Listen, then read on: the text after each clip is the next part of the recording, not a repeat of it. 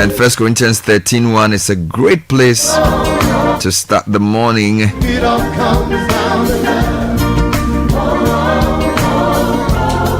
It's as though I speak with the tongues of men and of angels, but have not love. I've become a sounding brass or a clanging cymbal. And though I have the gift of prophecy and understand all mysteries and all knowledge, and though I have faith so that I could remove mountains, but I have not love, I have nothing. And though I bestow all my goods to feed the poor, and though I give my body to be burned, but I have not love, it profits me nothing. And he defines love by what it is. So he actually describes, not defines. He said, love suffers long and is kind.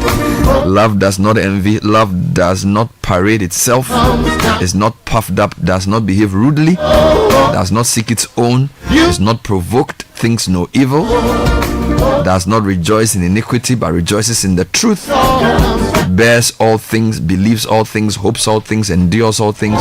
Love never fails. On Wall Street, they make another. So the question is, how much love is central, or how much love are you putting into what you're doing? What's your motivation? Now, it doesn't really matter whether you're a preacher or you do things that are considered virtuous. If love is not behind it, it's really a waste of time. And you may be doing things that are considered menial or below par, but if you are motivated by love, this is high and excellent service. So we do what we do motivated by love,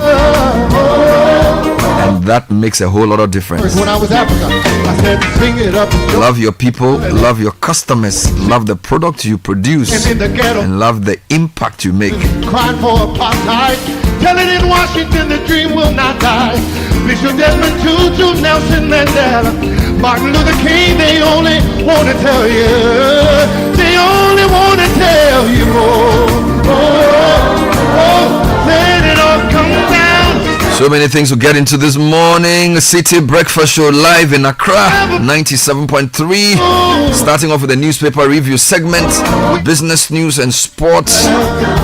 It's a brand new month. February is here with us. We're on the third day already. 2025 is well and truly on. It's an interactive radio show. Send us your WhatsApp thoughts, 0549986996. Lots of many stories. Troubling somehow. Football game results in the death of one supporter. We'll deal with that. Education video from Accra Academy generating angst among viewers. So there's also a committee to look into our educational sector. What is their mandate? What will they bring to the table?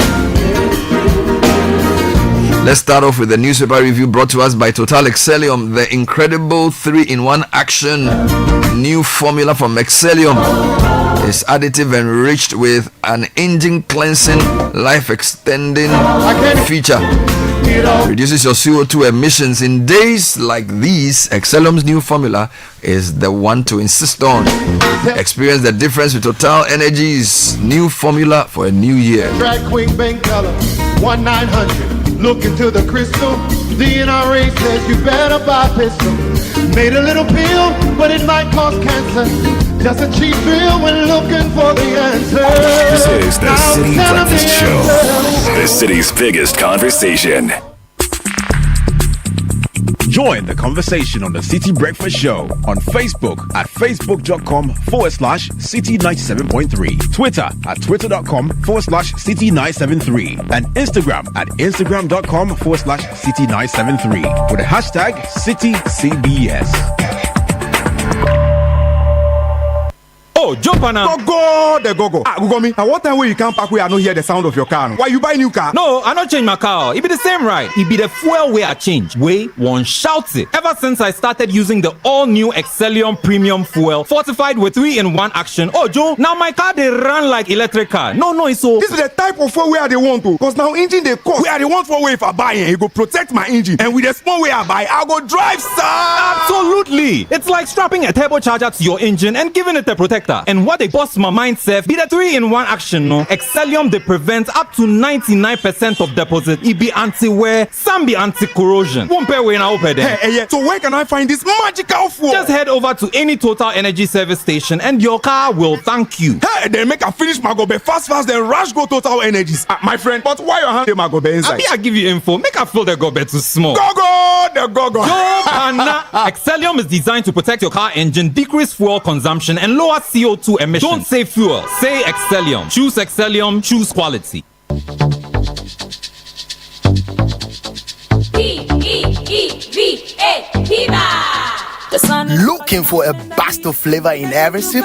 Discover the refreshing taste of Piva beverages. Enjoy the classic Piva Cola flavor, perfect fit anytime. How about a fruity adventure? Try our delightful Piva orange fruit drink packed with recognized citrus flavor. Craving something exotic? Our Piva cocktail fruit drink brings the tropics to you. For a sweet and juicy treat, grab our grapefruit drink and don't miss out on the refreshing Piva Tangerine fruit drink, bursting with tangerine flavor. Piva Cola, Piva Orange, Piva Cocktail, Piva Grape, Piva Tangy. Grab yours today. Available now at your local store. Call us on 05500-32231. Piva, a taste you love. This advert is FDA approved. P for Piva. The Citi Breakfast Show. Rise above the noise.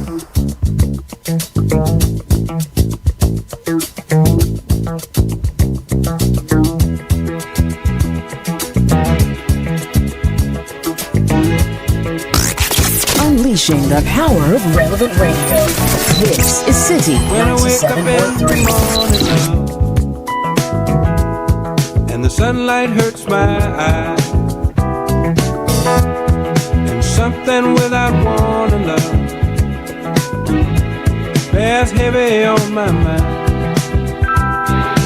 Then I look at you, and the world's alright with me. Just one look at you. The Citi Breakfast Show. And rise above the noise. A lovely day.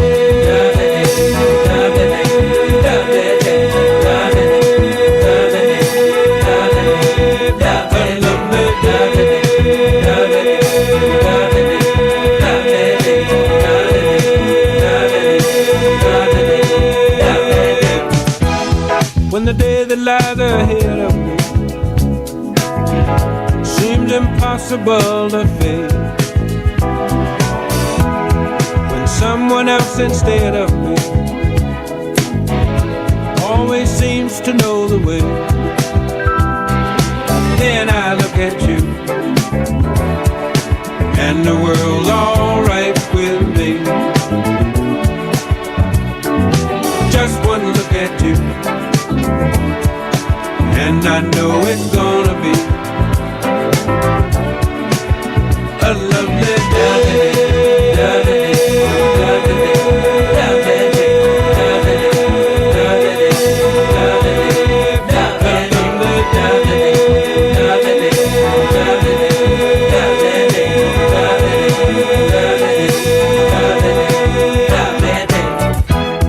When the day that lies ahead of me. 6:32 on the Citi Breakfast Show this morning.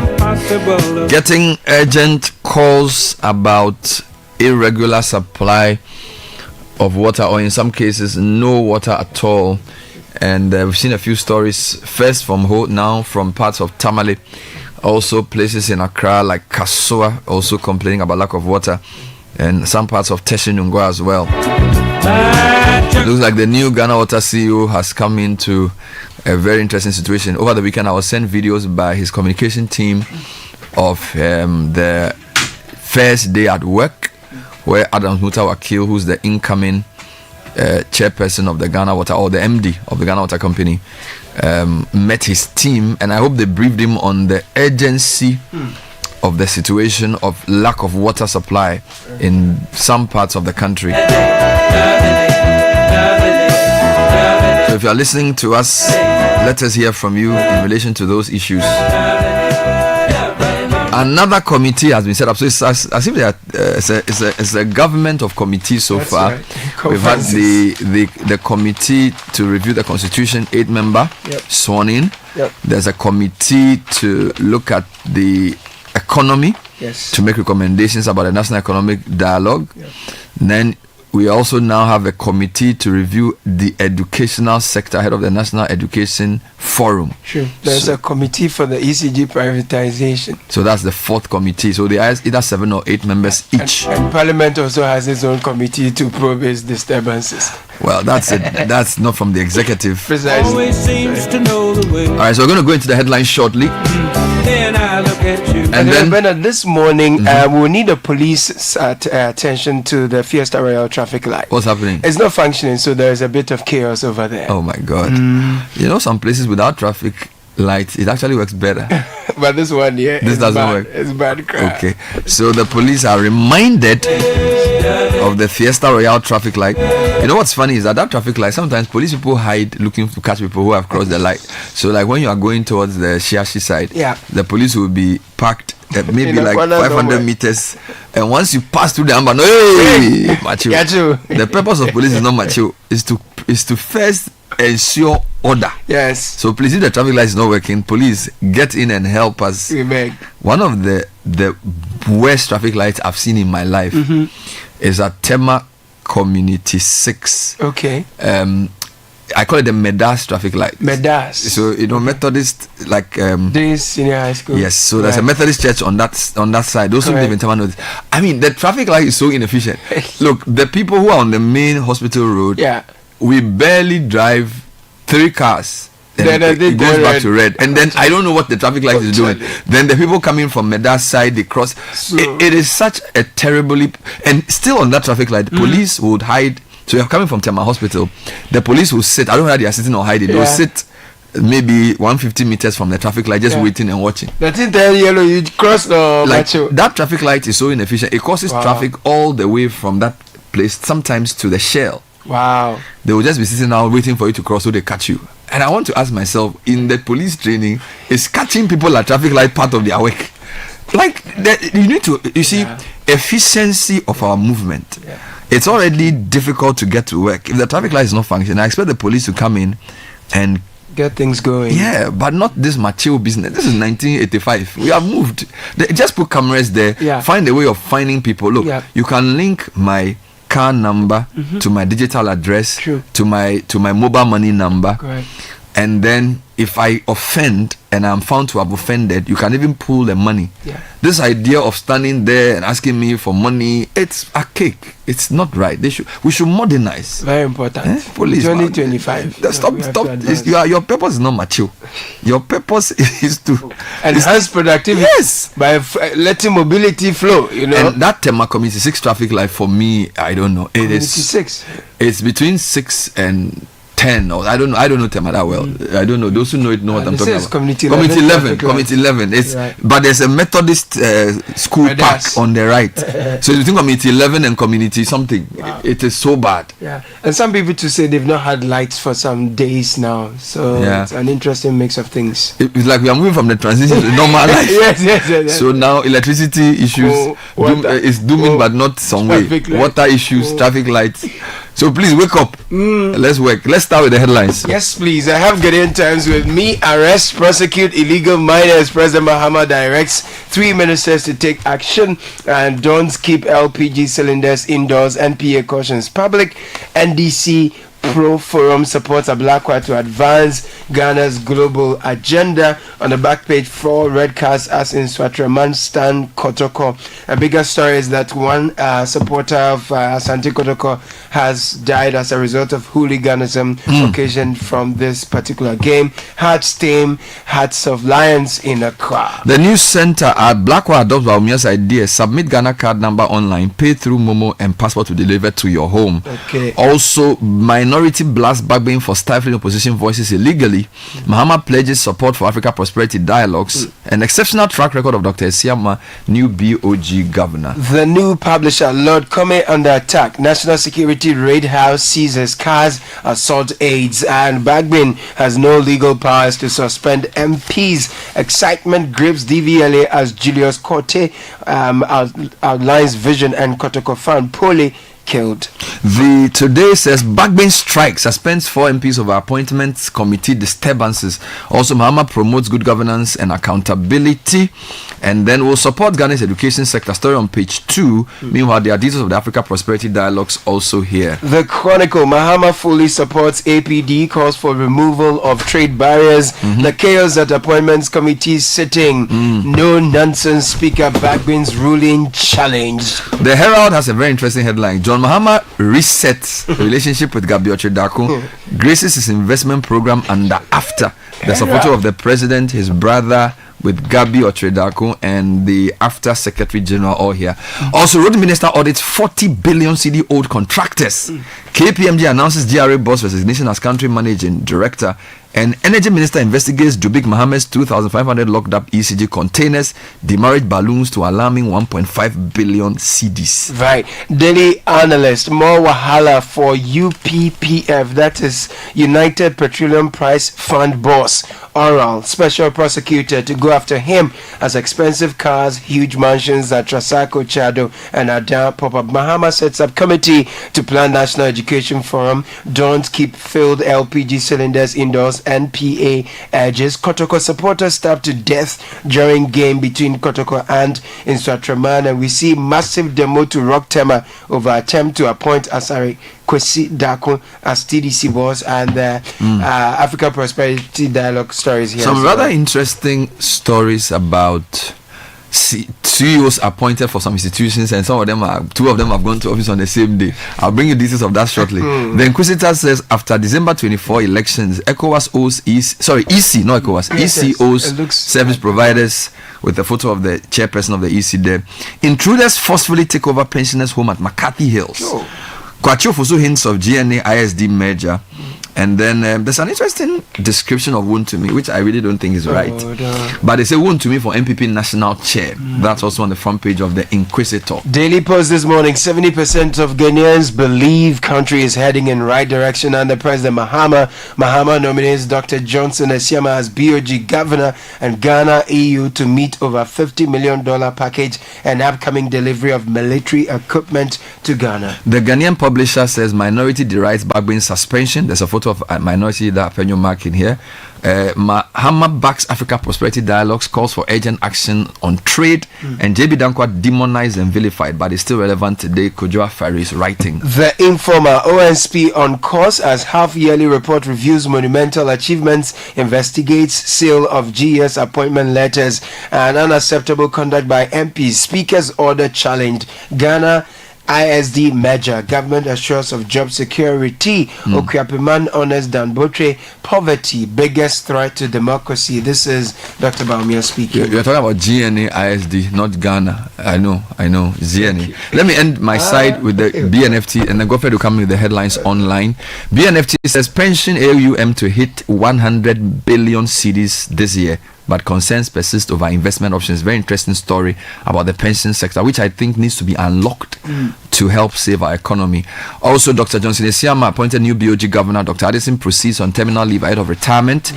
This photo of Dr. Esiama is interesting. It's like bearded. His older pictures, he was clean shaven, but he's the bearded governor. Also, digital connectivity key to Africa's vision of single market. MTN is speaking, and renegotiating lithium deal could hurt investor confidence. Story on page 2. Right. The custodian, Bagbin didn't follow right procedure in suspending 4 MPs, CDD boss. Suspension of NPP MPs. Minority rejects Bagbin's selective justice. Small scale miners back Boa to succeed, and the Africa Prosperity Dialogue stories here as well. Before he comes in, the committees are about 5 now, because also the gold board. Yes, there is. So we'll look at the composition and see whether there's balance in there. But interesting times for us. Let's go online. Godfrey, what do you have for us? Well, I think you sit in newsroom first. It says government to prevent future food shortages under free SHS. This is quite your food Fosu. Accra Academy machete attack, conscience and character lost in our schools. This is Nat. The story of the very tragic story of the death of the Kotoko fan, Francis Frimpong Pole, also makes it to the homepage of City Newsroom. Mahama sets up 8-member team to join to plan National Education Forum. Let me take you to Channel 1 News. Again, also leads with education. Edwatch condemns alleged student assault at Accra Academy. From President Mahama, Africa must move beyond exporting raw materials to producing finished goods. Let me take you to My Joy Online. A Black West Oral team used drones to spy on my properties. This is Apenyo Markin speaking. Clerk's handling of vetting process triggered the chaos. Apenyo Markin claims Freemasonry isn't occultism, it's rooted in Christianity. Apenyo Markin, different. But the church he belongs to has issued a very long statement. He said first his bishop hadn't written. Now the whole Catholic Bishops Conference have written. He don't want to steal. He says it's right to him. It's right to him. Yes. Charlie, just move on. What What else do you have for us? Let me take you to Class FM Online. UN Rights Chief seeks $500 million in 2025, warning that lives are at risk. The Kotoko story makes it also to the homepage here. Ghana's airports among the best in Africa. Professor Jane Now let me take you abroad quickly. Bloomberg Africa. Trump vows to cut off aid to South Africa over land policy. Another day, another one. Trump wraps up EU tariff threat plans. Plans calls with Canada and Mexico. Congo asks Arsenal, Bayern, PSG to end Rwanda sponsorship deals over the conflict that is currently ongoing. Let me take you to BBC Africa. People are afraid. BBC visits DR Congo City under rebel control. And this one also says shelling at busy Sudanese market fills mortuary with bodies. But at this one for you, who should count as African at the Grammy Awards? And this is because Chris Brown was included in the Africa category. Are you serious?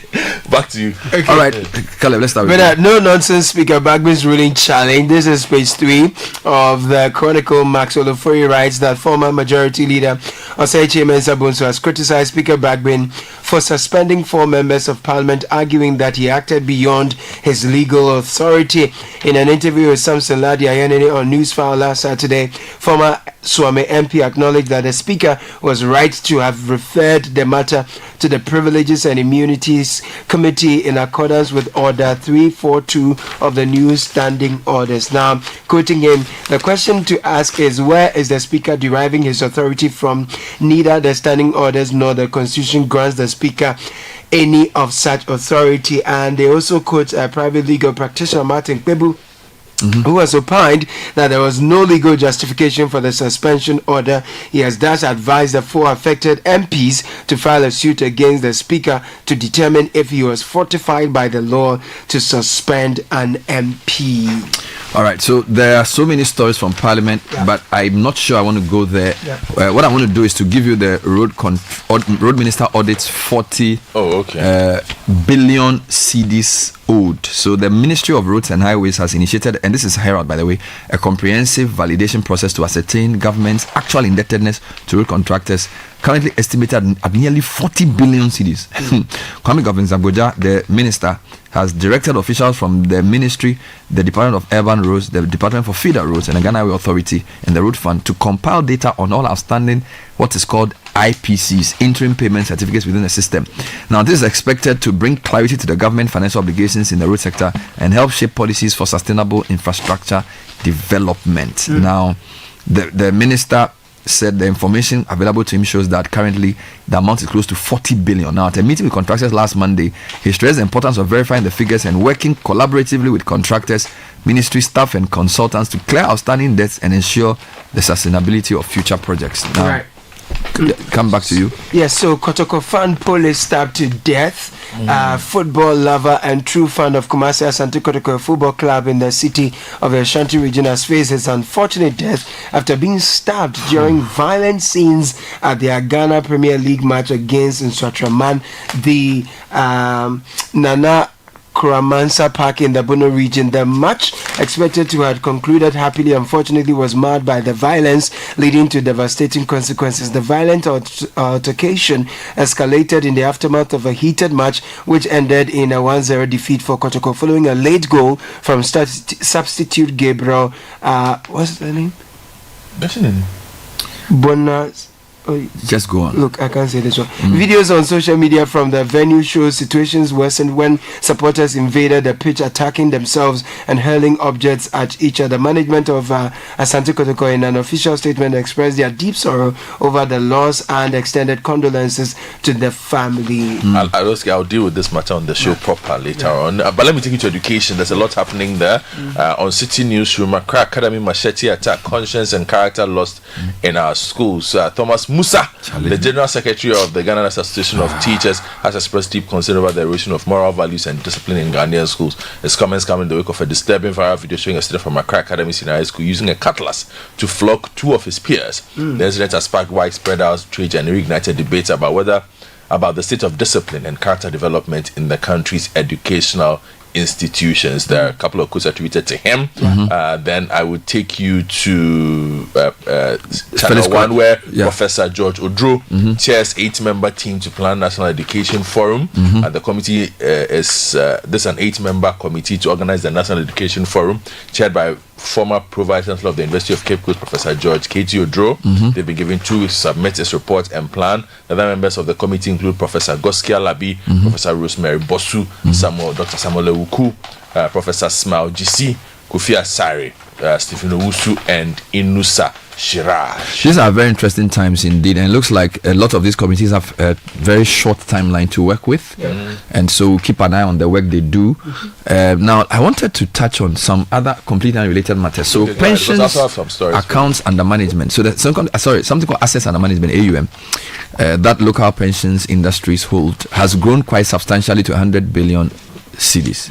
Now, the problem though is that a lot of these pension funds invest in what is called sovereign debt, or they lend the money essentially to government. All right, and when the DDP happened, a lot of money, almost 13 billion, had to be restructured. Now, some of this is from the what is called the guidelines for investments for these pension funds. Now, some people believe that these pension funds could unlock new streams of investment for the country. All right, but the challenge is the way these fund managers are restricted by the guidelines that the MPRA puts out.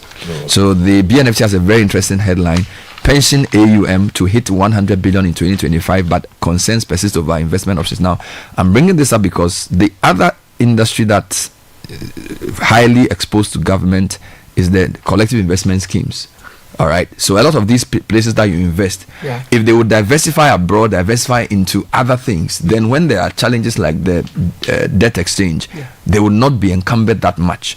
So I think that we should pay a closer look at pensions, and also the people looking at the economy and trying to see how Ghana can find a way out.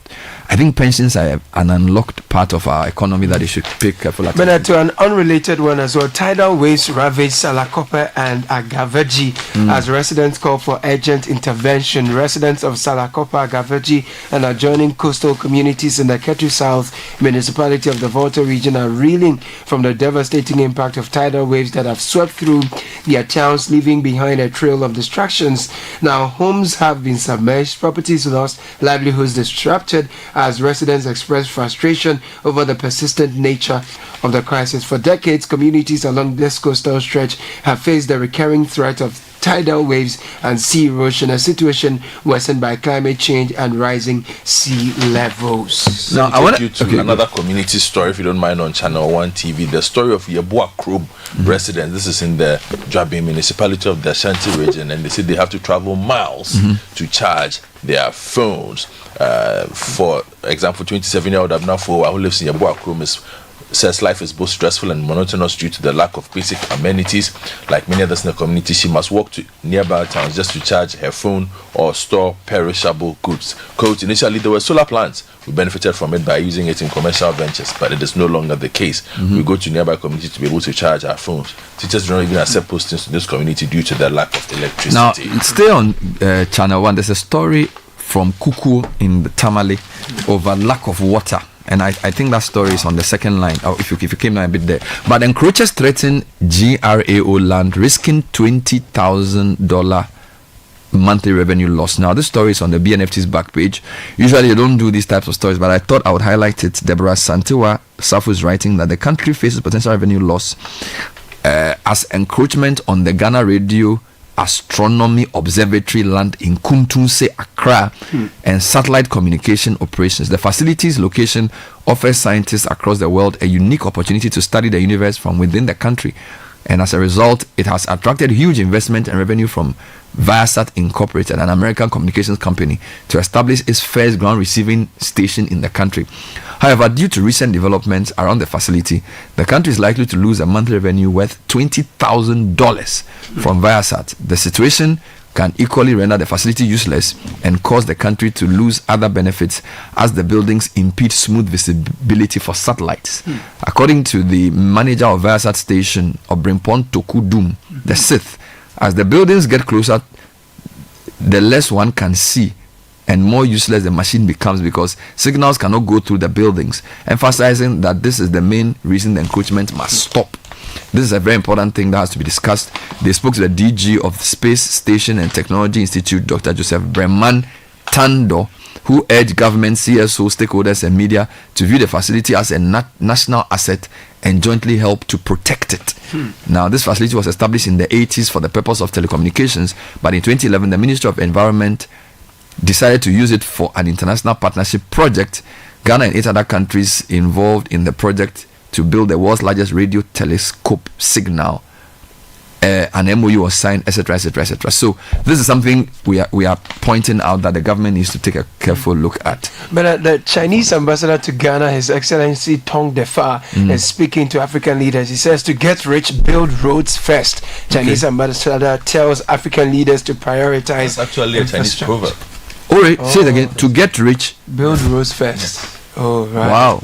I like that. To get rich, build roads first. Yes. It's a very popular saying. And where was he speaking? He was speaking at the African Prosperity Dialogue, where he shared insights from China's own development experience, stressing that Africa stands to benefit significantly from prioritizing infrastructure expansion. He noted that China was marking the 12th anniversary of its Belt and Road Initiative, BRI, a global development strategy that has seen the Asian powerhouse invest billions of dollars in infrastructure projects across Africa. Let me take you to Channel 1 TV, Channel 1 News.com, where Accra, Ghana's capital, is one of its most urbanized cities, which is constantly evolving. With its bustling streets and diverse population, Accra is poised to become one of Africa's largest cities in the coming years, and goes on to tell us about the challenges that Accra's current population boom is presenting. So that's a really good piece by Juliana Odame Asare that one can get a hold of and read. Well, I wanted to take you to the water story, but there's a very interesting business story here that says renegotiating lithium deal could hurt investor confidence.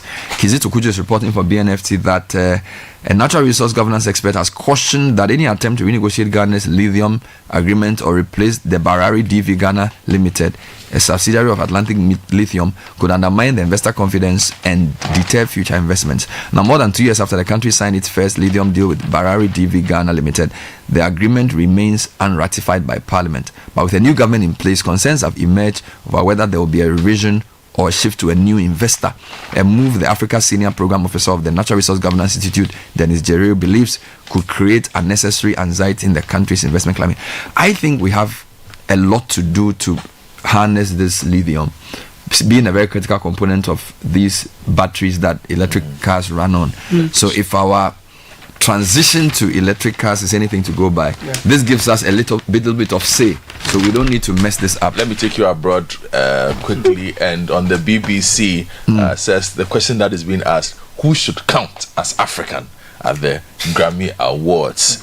So that is one that you can check out. And also on Bloomberg, President Donald Trump says the U.S. will stop sending aid to South Africa over its land expropriation policy, sparking a sell-off in the rand. Coach, the United States won't stand for it. We will act, Trump said in a Sunday evening post on Truth Social. Also, I'll be cutting off all future funding to South Africa until a full investigation of this situation has been completed. On one leg, you do fear some policy. On another leg, you want to tell somebody how to say Donald Trump is causing a lot of issues in the world. Now, I just wanted to finally bring you this story because I think it's important. Kuku community appeals for assistance amid severe water crisis. This is a secluded community in Nanumba South District in the northern region. It's home to one of the witch camps, and it's where other things happen now. Citi News has continually shed light to the dire conditions in Kuku, highlighting issues such as scarcity of potable water, inadequate food supplies, and substandard housing. And then the residents endure lack of essential services, including clean drinking water, accessible roads, and reliable network connectivity. And I just wanted to highlight this because there are quite a number of places who have complained that they have not had water for weeks, running into months. Yeah. So I'm urging the new Ghana Water Company CEO, Adam Mutawakil, to hit the ground running. Just before you send us off with Abeoku, please, 30 seconds. What's happening? The Kwame Nkrumah presidential. The people who look after it, they should be very, very the new one. There's another one. The nice one. The one we know. Yes. It is not nice anymore. Oh, already? Inside. Already? Have you seen the pond? Oh. Charlie. They come from Museum. The people, they should be very careful. What's happening to the pond? Oh, this beautiful thing they did last 2 years. You can visit. You visit today. You have time. Let's go. I'll go with you. Is it the paint? That's it. Let's go. Grass? You and I should enter It's the grass. It's everything. Is the If it's grass, there No. Thank you very much, gentlemen. This is the Citi Breakfast Show, the city's biggest conversation. Join the conversation on the Citi Breakfast Show on Facebook at facebook.com/Citi97.3, Twitter at twitter.com/Citi973, and Instagram at instagram.com/Citi973 with the hashtag CitiCBS.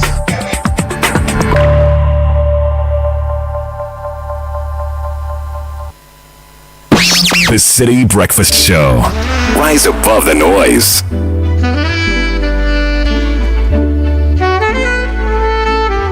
Seven o'clock is time for Citi Business News with Ni Latte. This is the Citi Breakfast Show, the city's biggest conversation. Good morning, Ni. Good morning, Bernard. Hello out there. Welcome to the breakfast edition of Citi Business News on 97.3 Citi FM. Coming up this morning, new Bank of Ghana Governor Dr. Johnson Isiama begins work today, but there are already calls on him to strengthen regulatory oversight and stabilize the banking sector. Also, government borrows 40 billion cedis from treasury bills in January 2025 alone, a development that signals a rebound in the short-term instrument. Later, traders affected by the Kantamanto market fire accused leadership of hoarding donations meant for rebuilding their businesses.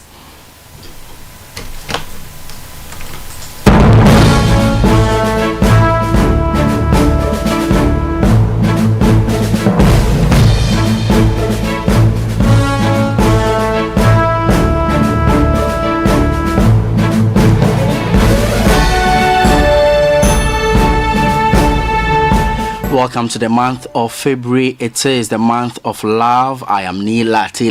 Details of our stories now. Now, market watchers are closely following the nomination of Dr. Johnson Isiama as the new governor of the Bank of Ghana, with many expecting him to strengthen regulatory oversight and help stabilize the banking sector. President John Dramani Mahama has put forward Dr. Isiama's name for the role as the current governor. Dr. Ernest Addison proceeds on a terminal leave as he prepares for retirement at the end of March 2025. Speaking to Citi Business News, banking consultant Dr. Richmond Ituahin highlighted the challenges ahead, urging the new governor to draw on his experience in monetary policy and financial regulation. With his expertise, I believe that if he can get around people around him who really understand and will help him to be able to steer this ship with the ship which has nearly sunk. It is at the bottom of the sea. It has to come up. I talk about regulatory lapses. I think what Dr. Siama should do is to make sure that he strengthen the BSD, the Banking Supervision Department, with experienced commercial bankers or retail bankers who understand the banking business. It's not so much economics. It's so much experienced people who understand what the banks do. If you're not well experienced in credit risk management, you cannot go and identify weak credit risk management. It's not accounting. It's not figures. It's something that is embedded in what we do.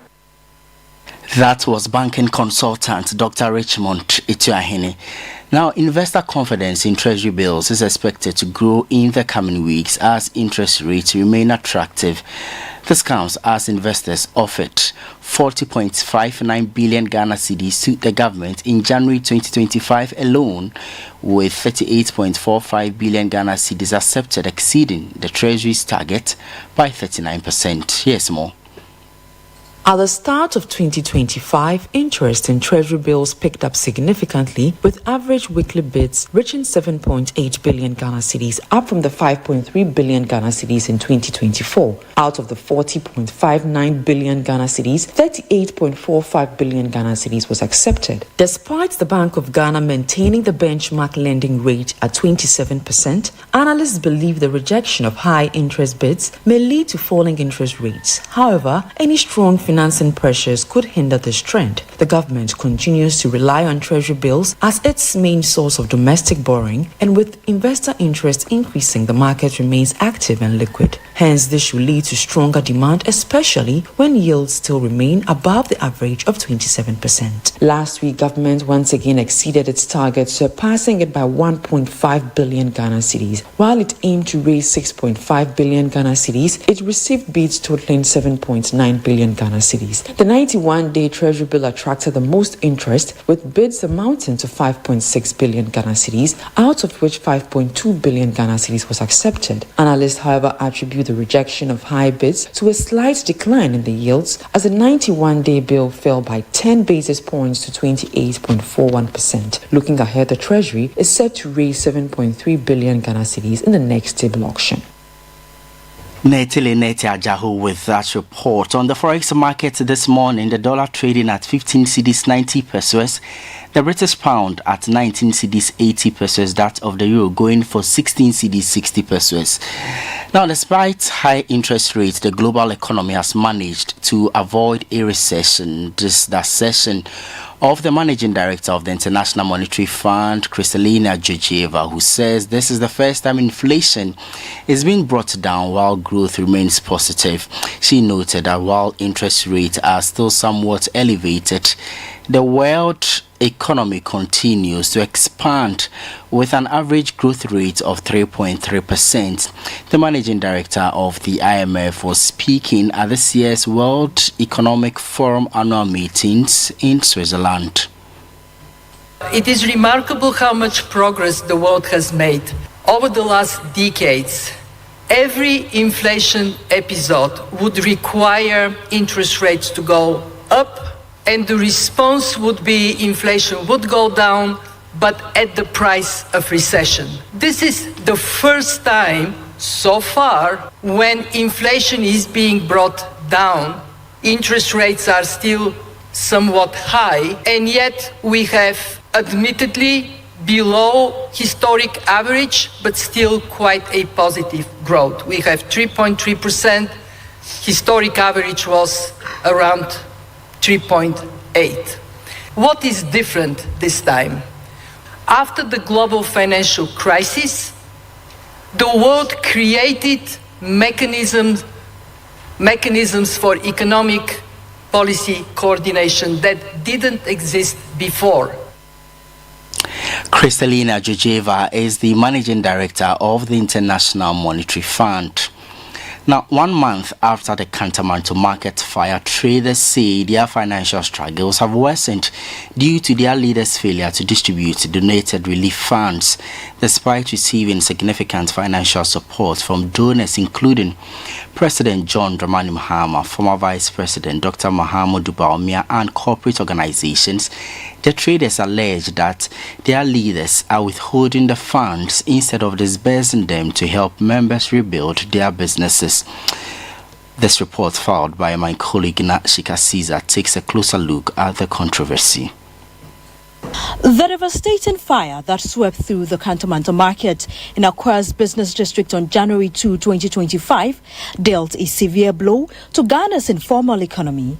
More than 100 shops were destroyed, with goods worth over 1.7 million Ghana cedis reduced to ashes. To help affected traders recover, several benevolent donors stepped in. President Mahama contributed 1 million Ghana cedis, while former Vice President Dr. Bawumia donated 200,000 Ghana cedis, along with 250 packets of roofing sheets. Corporate Ghana and other philanthropists also provided significant financial assistance. However, traders claim they have yet to receive these funds and are demanding answers. We haven't received any money yet from our people, and the structures that we put on, it's individual money that we use to put on the structures back. But for now, as I'm speaking, we haven't received any money. We haven't received any money from them. Okay, me, for instance, I've paid 3,000 here. 3,000 cedis. Yeah. And what was the intention for which this money was collected? They collected the money to rebuild the market. That is for the roofing sheets and the wood and the tiles as well.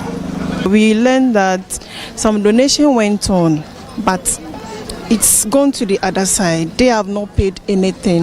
And our leaders told us that after the money we've given, they will collect it from the donation they made. So the money is with them, but here right now we paid 2,000. They're shouting yesterday that they've gotten 2,000. They've sent money into their account, Momo, 2,000, but have not received money yet. Our money burned, and our taste has burned. Where are we going to get the money to make the rest?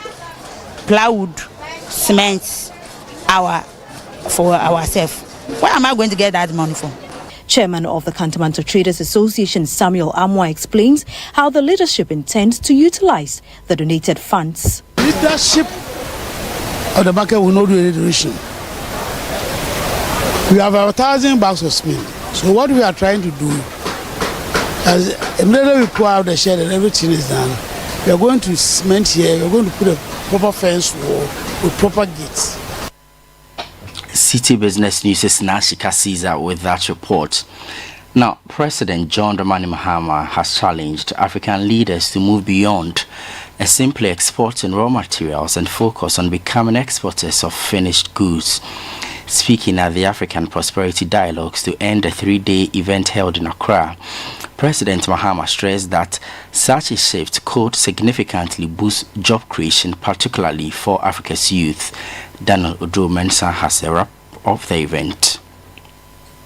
Africa's economic growth is projected to rise from 3.7% in 2025, with further growth expected to reach 4% by 2026. This optimistic forecast reflects recoveries in major economies and the continent's ongoing push for greater regional integration under the African Continental Free Trade Area. To build on this momentum, President Mahama is urging African leaders to rethink how the continent adds value to its exports. We must move beyond being exporters of raw material to become producers of finished goods, whether it is cocoa in Ghana, oil in Nigeria, copper in Zambia, or diamonds in Botswana. We must process and add value to our natural resources. By so doing, we'll not only increase our share of global trade, but also create sustainable jobs for our people, especially our young people. Meanwhile, the Secretary General of the African Continental Free Trade Area, Wamkele Meni, has praised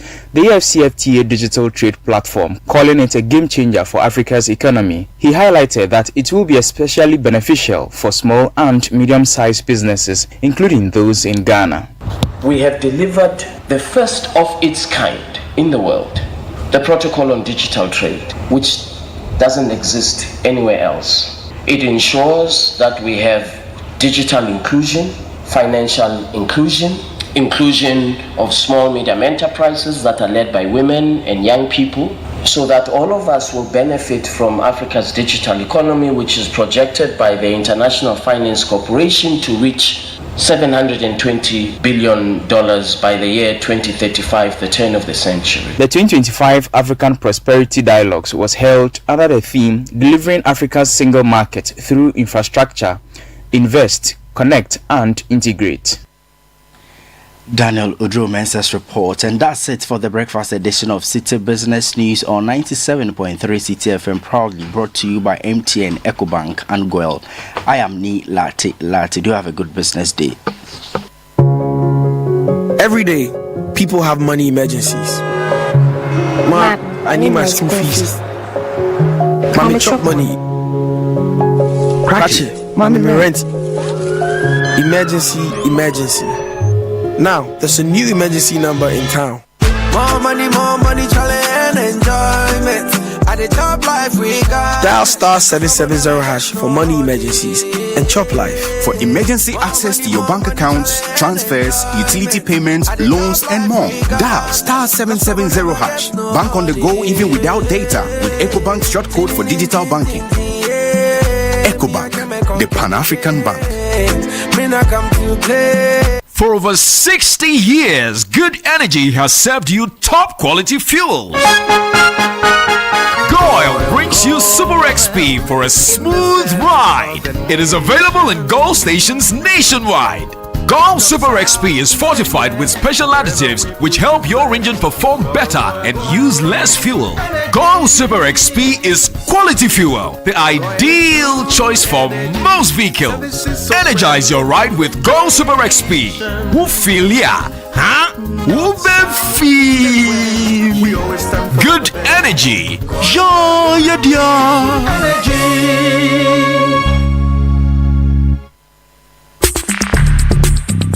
Join the conversation on the Citi Breakfast Show on Facebook at facebook.com/Citi97.3, Twitter at twitter.com/Citi973, and Instagram at instagram.com/Citi973 with the hashtag CitiCBS.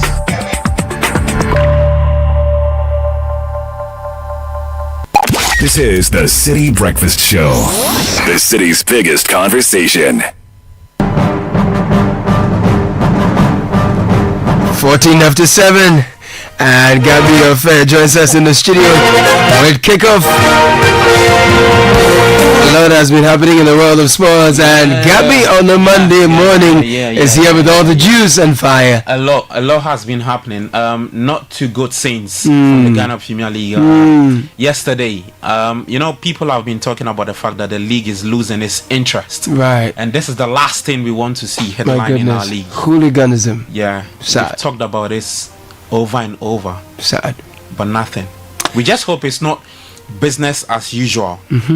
From the Ghana Football Association, because they've released a statement to that effect, and we've seen that on several occasions. I can give you top of my head 5 of this type of incidents at various venues. Nothing has happened. There's no news like we've arrested so and so. Yeah, and brought so and so to book. They come back to the same venue and they do the same things again. This must be different this time. Yes, around. it must be. Absolutely. Let's kick off.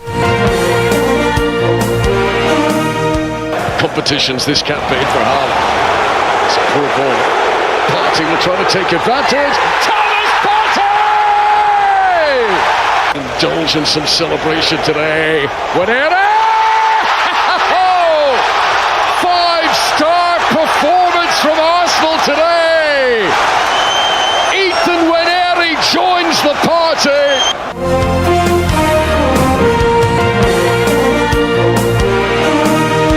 Well, a 5-star performance from Arsenal at the Emirates against Manchester City, where Ghana's Thomas Partey getting on the score sheet his 3rd goal of the season for Arsenal.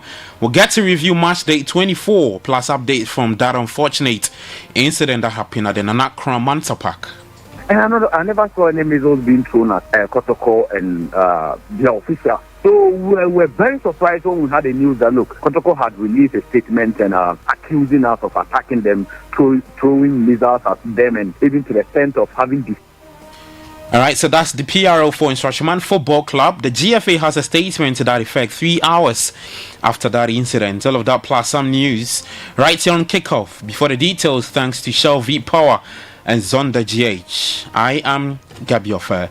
Well, let's start off with some news from the Black Stars. And Minister Designate for Sports, Kofi Adams, says he has not been briefed on the Ghana Football Association's decision to retain Otoado as head coach despite mounting calls for his dismissal. Now, next month, Ghana will face Chad and Madagascar in the FIFA World Cup 2026 qualifiers.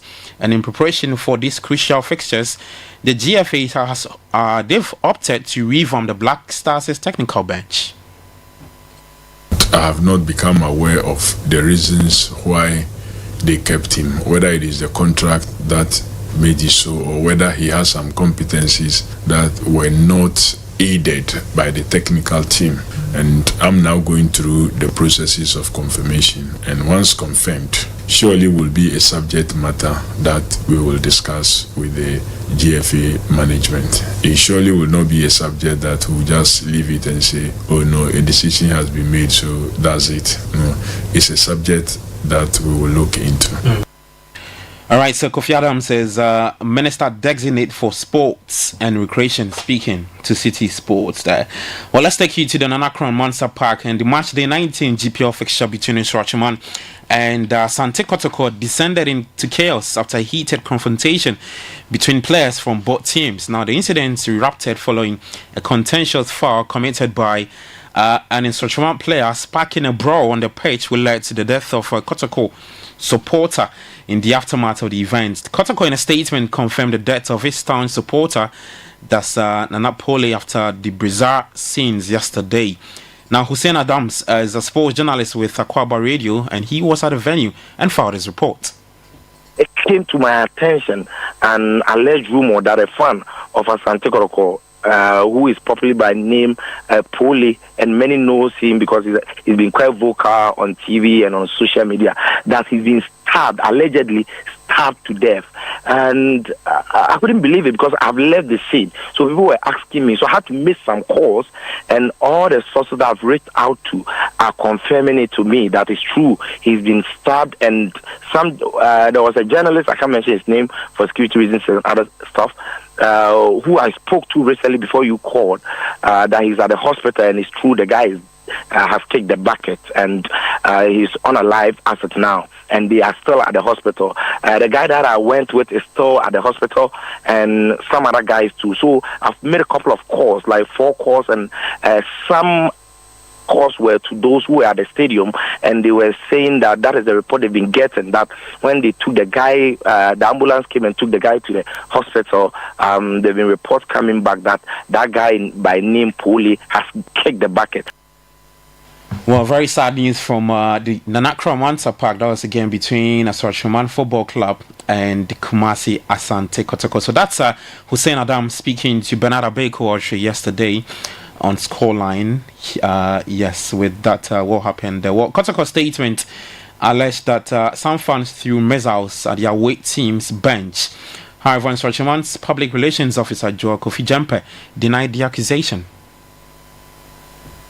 Talking about measles, we never saw anything like that. I don't know if in the video you are seeing something. I'm yet to see some of these videos. And those measles they are talking about, we never saw it. I was inside the stadium throughout, from the start of the game to the end of the game, and I never saw any measles being thrown at Kotoko and their officials. So we're very surprised when we had the news that, look, Kotoko had released a statement and accusing us of attacking them, throwing missiles at them, and even to the extent of having destroyed their laptops and other gadgets. Oh, It's not true, my brother. It's not true. Because I was actually there. And that is why I want you to understand that, look, there are certain incidents that happened that some of us were there to witness. But then what happened outside the stadium, some of us, because we were so focused on the game, we couldn't have seen whatever happened outside. So with that, I can't really talk much about what happened outside the stadium. But talking about the measures and the destroying of gadgets of protocol, I can boldly and confidently tell you that look, nothing of that will happen. Maybe they're only trying to make their story look so interesting to the public.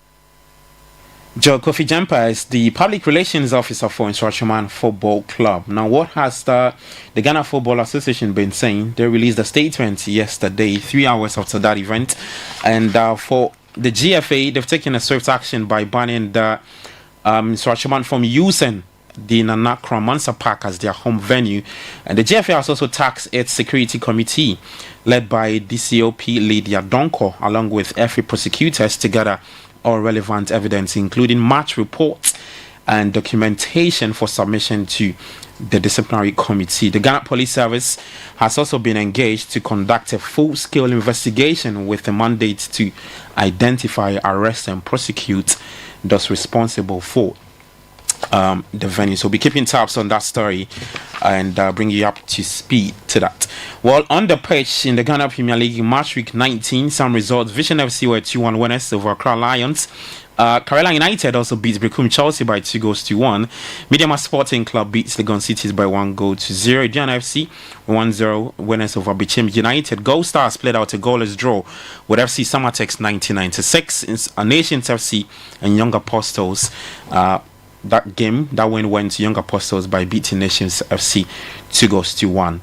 Now let's get to the Emirates, and in the English Premier League match week 24, Arsenal moved to within 6 points of leaders Liverpool by trashing Manchester City at the Emirates Stadium. The game ended 5-1 with Ghana's Thomas Partey scoring the second for the Gunners, his third goal in the Premier League this season for the Gunners. We hear from Arsenal's Martin Odegaard.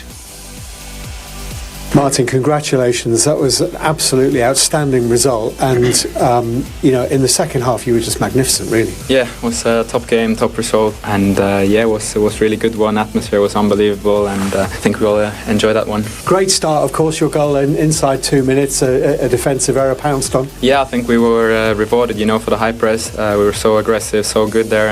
And we won the ball, scored there, and could have scored another one. It was good.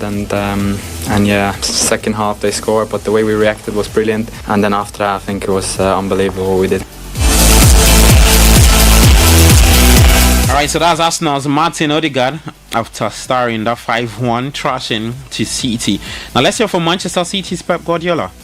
Pep, obviously a very difficult game to try and digest everything that happened, particularly in the second half to you. No, the game, only I regret the last 20-25 minutes that we forgot to do what we should do, what we have done during 60, 65, 70 minutes. So, of course, it's a difficult game starting this stadium against that team in the first minutes, and happened many times this season. But after 10, 15 minutes, I think we took the game and played really, really, really, really good. And we are in the season, like after 1-1 and good momentum, with a pass to make the transition with Omar and deflection and the third goal. Alright, so that's Manchester City's Pep Guardiola after losing to Arsenal by 5-1 at Old Trafford. Manchester United suffered their 5th home defeat in 6 Premier League games as John Felipe Mateta's second half double gave Crystal Palace their 4th victory in 6 seasons at United's home venue. Ruben Amorim had this to say after the loss. Of course, and during the game I felt that the team did some things well. We had more possession, more control of the game. We created some chances, but then we suffered 2 goals that we can avoid. That two goals is really disappointed the game today, but we take something from the performance, not from the result. Alright, so that's Manchester United's Ruben Amorim speaking there. Tottenham beat Brentford to end a 4-game losing run in the league, but Spurs fans repeatedly called for chairman Daniel Levy to leave the club. On Saturday, Chris Wood scored a hat-trick as Nottingham Forest delivered an emphatic response to last week's 5-0 defeat at Bournemouth by hitting 7 past Brighton at the City Ground. Liverpool moved 9 points, clear at the top of the table as Mohamed Salah's double saw Bournemouth at the Vitality Stadium. Salah is now on 178 league goals, lifting him to 6th on the list in the Premier League era, ahead of Frank Lampard on 177. Later today at 8 p.m, we'll take you to Stamford Bridge It's Monday Night Football. Chelsea face Wolves for in the final game for week 24, and it's we have live radio commentary on 97.3 Citi FM. Finishing off with some NBA. In 5-time NBA All-Star Luka Doncic has joined the Los Angeles Lakers in a huge 3-way trade deal. Now, Doncic, who moves from the Dallas Mavericks, was hailed as one of a kind young global superstar by the Lakers, as the move was confirmed on Sunday night. That's the very latest in the world of sports. You can head to citisportsonline.com and on X at Citi Sports GHA. Kickoff was proudly brought to you by Shell V Power and Zonda GH. I am Gabi Ofe. Enjoy the rest of your day. Do take care of yourself, and bye-bye. Join the conversation on the Citi Breakfast Show on Facebook at facebook.com/Citi97.3, Twitter at twitter.com/Citi973, and Instagram at instagram.com/Citi973 with the hashtag CitiCBS.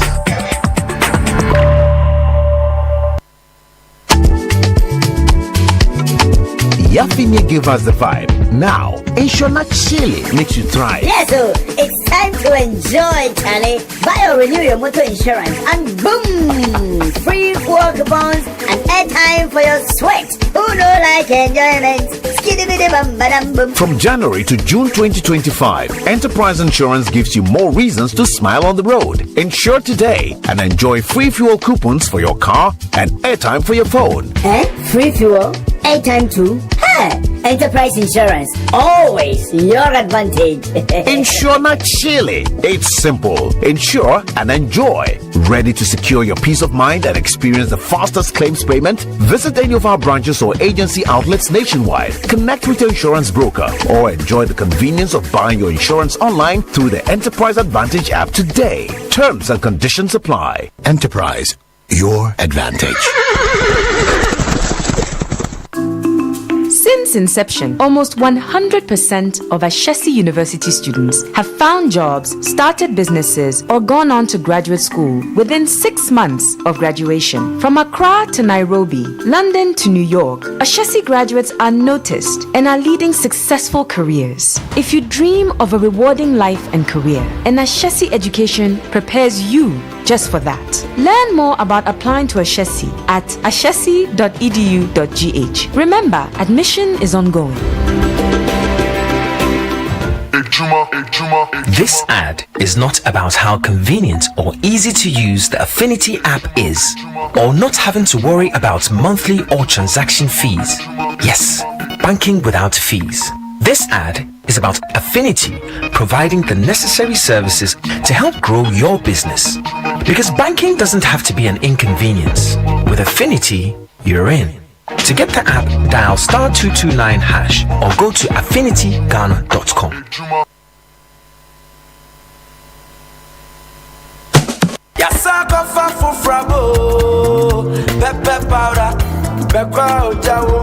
Sankofa pepper powder, Sankofa pepper powder, Sankofa pepper powder. Etienga ungo peta ne potoyua, Sankofa got you covered. Go for Sankofa pepper powder. Sankofa pepper powder. Abuna abonje krakra. Sankofa pepper powder. Red and hot, very natural. Sankofa pepper powder. Chinga and Nambia. Sankofa pepper powder. Noodles, Ghana jollo. Sankofa pepper powder. Essia net. Sankofa pepper powder. Sankofa pepper powder. Sankofa pepper powder. Sankofa pepper powder. Join the conversation on the Citi Breakfast Show on Facebook at facebook.com/Citi97.3, Twitter at twitter.com/Citi973, and Instagram at instagram.com/Citi973 with the hashtag CitiCBS.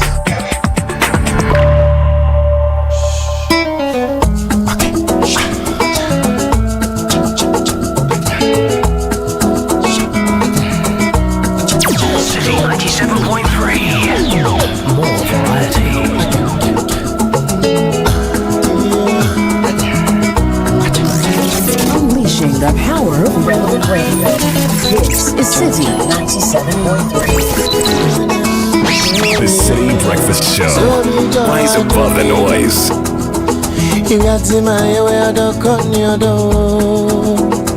Oh yeah, into some yeah. No, that's a sasha. Shamani Mamu Matia, Mammy Show, yeah. So be the I don't need it. If you have seen my way, I don't come near door. Oh yeah, yet you saw me, yeah. Now that's a sasha. Shamani, Mammy Show, yeah. Onyamena baza boyina wona mbenu benu manju jamana mawuda mesanyu wo medachi miriati miyaisi ninyina la shawetsa yetu ade shana yimambo mama kenyina timasi mama tamfunyambo yetu sabida that's in my don't call you down. Oh, yeah. Some yeah. No, that's a sacrifice. Shamani, Mami, Shamani, Sabida, oh, that that's in my don't call you down. Yeah. That's some yeah. No, that's a sacrifice. Shamani, Mami, oh yeah, oh, I'll be you match no something. In fact, someone yes, 7:33, 97.3 Citi FM. Quick correction: the game tonight is Chelsea versus West Ham, not Chelsea versus Wolves. The Wolves have already done their damage to Aston Villa, and I don't even know why this guy Matthias Cunha has signed a 4.5-year deal with Wolves. I mean, a player of his form should even wait till the end of the season. I don't know what they're he likes the town, maybe. Oh please, they just want to get more money. There is somebody who perhaps is hoping that his team can sign him. I've lived in the Midlands. Wolverhampton is not a place you would like for anything. Oh come on, what are you talking about? I mean, I'm not an Arsenal fan, but no serious player would consider if Arsenal really wanted Matthias Cunha. I don't see why he would want to stay with Wolves, you know. Anyway, that's a different issue. So the correction is that Chelsea is playing West Ham tonight, so Mohamed Kudus. But I need to say, Charlie, Antoine Semenyo is you know, I'm not here to say they should sack the Ghana coach or anything, but if you look at the caliber of players we have, not well they do outside. I mean, Kudus has come down a bit, but Kudus on his day is one of the best dribblers in the world. Okay. Semenyo is completely unplayable. I mean, fine, Trent is not a great defender, but for many moments, Semenyo made Liverpool look very ordinary, and the Black Stars can't get a tune out of him.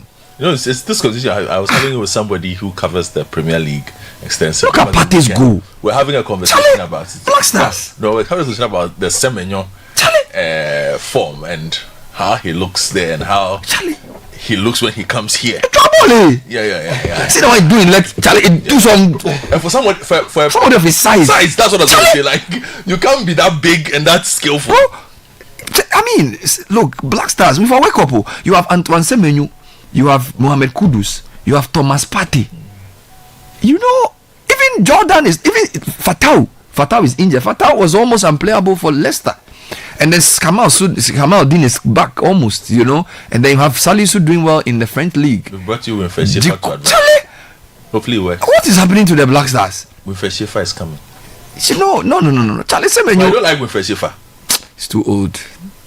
Look, let me tell you, there's a change in the guard of ideas. Even Mourinho is old. Yeah. You know, this matter. Mourinho is old. I went to see it last year. People killed me. I was watching a Cristiano Ronaldo story. Yeah. In 2004, Mourinho was new, and Alex Ferguson was confounded by Mourinho. Yeah. 2008, when Pep came to meet Man U in the Champions League final, Alex Ferguson couldn't figure out what to do to Pep, but even Pep has been figured out. The Brighton coach is 30 years old. You know, most of look at Liverpool's coach. He's 44. The new generation. So to go and carry a 72-year-old German and bring him, what is he going to do? 75. Unless the only problem with Ghana is the need for old ideas. Maybe you need you see, this is a problem we have. We think we see authority as an old white man. That's all. What are you talking about? You see, you need. No, seriously. Say it again. Yeah, you see, it's the way we perceive authority. Even in Germany, who are the top coaches in Germany today? You want to compete in the World Cup? Look at the top German coaches. Apart from Jürgen Klopp, who's in his 50s. Look at Hansi Flick. Look at the Julian Nagelsmann. Look at the coach who Chelsea sacked. These are all people below 50. Let me quote you. You go and bring a 75-year-old German to come and rescue a sinking Black Star ship. You are tripping. You know what you just said? Let me. What are you talking about? Let me paraphrase from the editorial of the Zimbabwe Daily, I think 2 years ago, when Wilfred Schaefer was rumored to be the favorite to take over the national team job. Now, the editor wrote that at the time when Schaefer was coaching in Qatar and had coached in Iran, at the time when those two countries who were looking to make an impression on the world at the World Cup, and they knew he was in those countries, none of those countries approached him. Can you imagine? To coach them.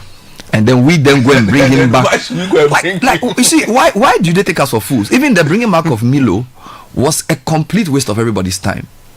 You see, the thing is that football has evolved. We are in an XG generation. Now, yes, there are coaches who have I'm not downplaying, so old coaches can tell who is a good player. But the way coaching works, look, Godfred, our kids these days, they watch football and they watch it with an XG mindset. Yeah. You can understand. So you can go to a football academy and a 12-year-old, he knows everything about formations and things. So it's not a 75-year-old Wilfred Schaefer who will come and save the Black Stars. You get it? And we are not even. In fact, today I wanted to talk about the Kotoko issue. Yes, I want to. But for me, my first comment today is that let's get serious with Ghana football. You know, let's get serious with Ghana football and stop joking with the destiny of the nation. The Black Stars thing they've gone to bring with Fresh, it won't change nothing. You have some of the best players on current form. Even Liverpool is looking at Semenyo. He will come to Black Star. You had Iñaki every 2-3 games he gives an assist or scores. You couldn't do anything with him. You get it? You are basically wasting a generation. You are destroying a generation. We will not get again. You get it? I mean, did you watch? I'm a Liverpool supporter. I was watching. I said, Semenyo. Trent Asia. No, Trent. I don't want to Charlie, but Semenyo was Charlie. You know, Van Dijk said no, they sit top. And he's been like that for 2.5 years now. And then when tonight, watch Kudus on his day. I always thought Kudus coach wasn't good. If Kudus got a good team, his dribble still in terms of statistics, he's the most efficient dribbler in the league. You know, that should count for something. He needs to start scoring again though. That's only 2 goals this season. Black Stars. So Kofi Adams, Charlie, you have a lot to do. Kofi Adams. He was busy last week. Kofi Adams. Let it be known that this is a very critical time for Ghana sports generally. And again, sorry, I'm going here. Go there. If you can revive athletics and boxing, Charlie, you will be remembered fondly, because I'm saying to you that they don't beat our boxer be Elijah Hoga. Charlie, you beat up for London. See, I was watching a video of Sugar Ray Leonard with some.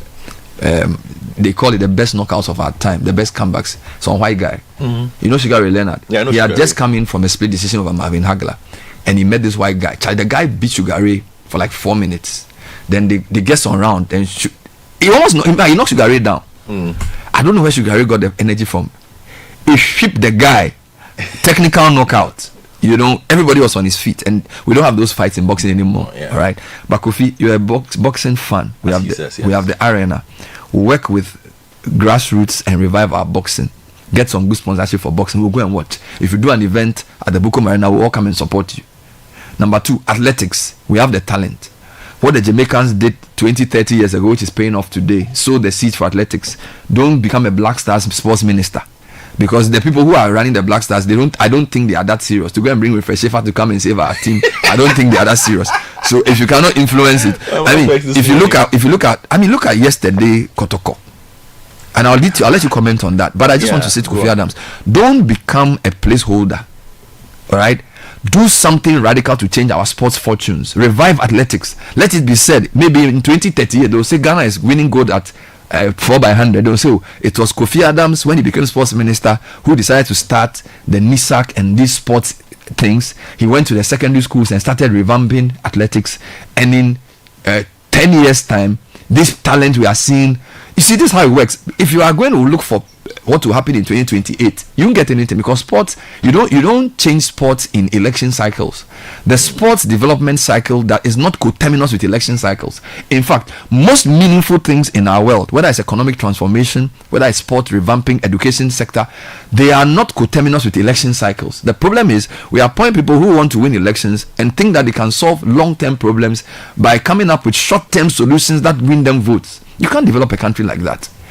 Now, luckily, the media is there to tell your story even when you're not there. So please be a sports minister who will sow seeds that will bear fruit much later. I think you should put your attention on boxing and athletics and grassroots football, revive our local league, and make a name for yourself. Like, up till tomorrow, we still remember Bro Butler and some of the sports advisors we've had in a long time. Sarah Mensah and co. You get it? Don't become a Black Stars sports minister following these people around and receiving fake fans. It won't lead you anywhere. Me, I'm advising you as a media guy. I haven't met you in a long time. I'm telling you, if you want to be remembered fondly by posterity, don't follow the template they give the previous guy. Assess the situation yourself. Pick anchor sports. Athletics. I think athletics, we have potential. We have potential for athletics. We have potential in boxing. And go back to grassroots football. Don't follow this Black Stars thing, because this thing, the way they are going to lead us anywhere. AFCON is coming. I'm not even going. So you can't be any worse. That your predecessor oversaw an AFCON non-qualification. So even if you don't go to whatever we don't go for, nobody can blame you. But if you revive or help to revive our grassroots football, our grassroots athletics, Intercom has become big again. We must have Milo national. They call it Milo. Let's call it. It used to be Mobile. Yes, back then. Mobile something. Mobile Olympics. That was the national championship. Yes. That was a national track. Now we have a proper track at Legon. I'm begging you, Kofi. Caleb, please do some dedications for me before I get Godfrey to talk about more football. So Kofi Adams, MP for Buem. Yes. We know you mean well. Don't be deceived. Don't be deceived. Don't fall into the Black Stars trap. And I have nothing against Mr. Schaefer. I just don't think that kind of appointment reveals a seriousness towards the fortunes of the country's football. Right.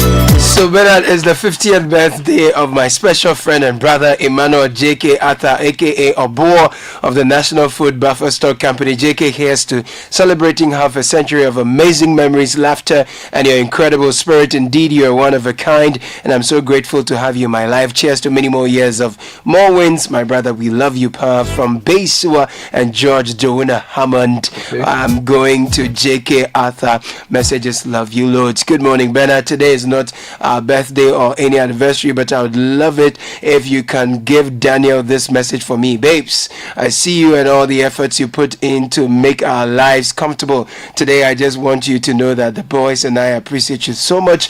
May God continue to bless your heart, body, and soul. Thank you, Mr. T, for being there for us. From Marlene to the husband, Daniel. Hello, Bernard. Can you wish my wife Ifua and Sonyame, and Sonyame Walasi Kokoko a happy birthday for me, wishing her a year filled with courage to chase her passions and dreams that impact us and many generations to come. Have a fulfilled year, and may you never lack any good thing. Happy birthday, my love. Chip Jollof, you go pay. Love you plenty from Dan, Jijo, Mawina, Ayram, and Abla. Okay. Please kindly wish my dear wife a happy birthday for me. Yesterday, Sunday, 2nd February, was her birthday. She's 1 in a million and very special to us. We pray for God's blessings, favors, and guidance for her as she enters into another stage of her life. She is Comfort Gowonu, a midwife at Ridge Hospital, from her husband Wanda and the kids Elsie and Ella. We love you deeply. Good morning, Aloski. Please wish me a happy belated birthday. Happy belated birthday to Mr. Richard Kodaya, Director of Every Child Ministries Ghana. God bless your new age. This is from Tinge in Ajeng Kotoku. I want to wish my lovely, strong, and reliable woman, my personal person, my sweetheart, a happy birthday. God bless you beyond this generation of ours. This is coming from GSG Palms to Ado 1, Cecilia Tayang. Good morning, Bernardino and team. Kindly help me wish my brother, father, guardian, and boss, managing solicitor of Limo at Law, a glorious birthday. I wish him a long life filled with God's abundant blessings, grace, mercy, goodness, and favor. From Thomas Asana. Good morning, Bernard. Please help me wish a happy belated birthday. You've done it already. Oh, good. And a quick final one coming in to Mrs. Mavis Hawa Kumsen, former MP for Wutu Senya East. God bless your new age from Kofi Tremanting. Good morning. Happy birthday, Honorable. Women.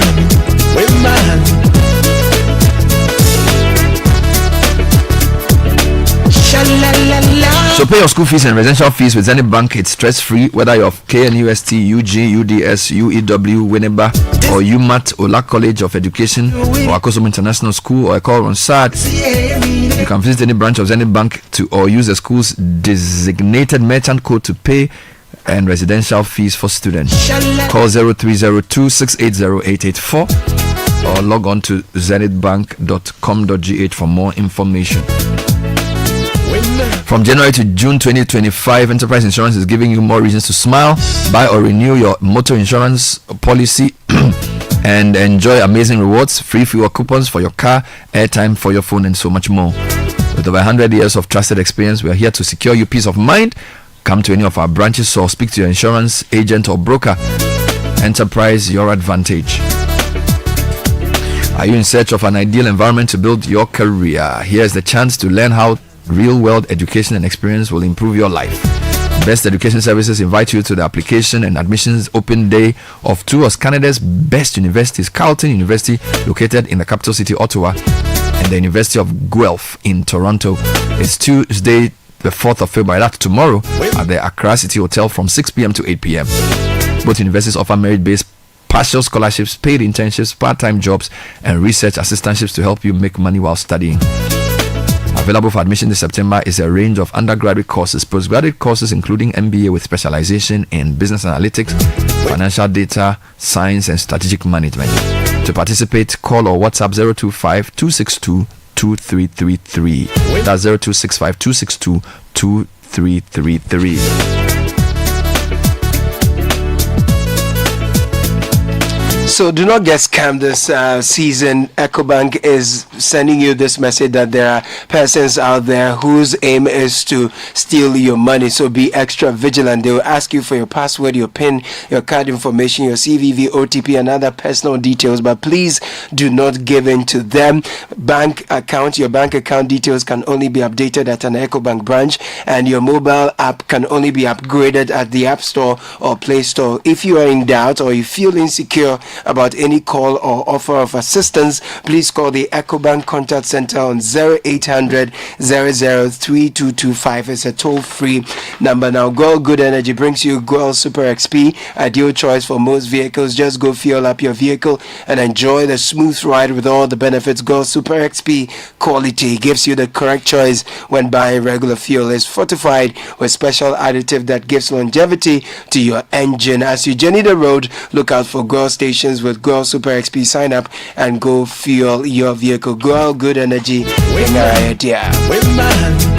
Please, if you're looking for litigation-free land, kindly contact Royal Kingdom Estate. They specialize in land acquisition all the way to property management. They have properties in prime areas like Accra and Ebri. Land starts at 90,000 Ghana cedis. There is flexible payment plan. Affordable homes are available ranging from 2 bedrooms and premium furnished apartments for short rentals in East Airport. They are located at cantonments opposite Soul Clinic International School.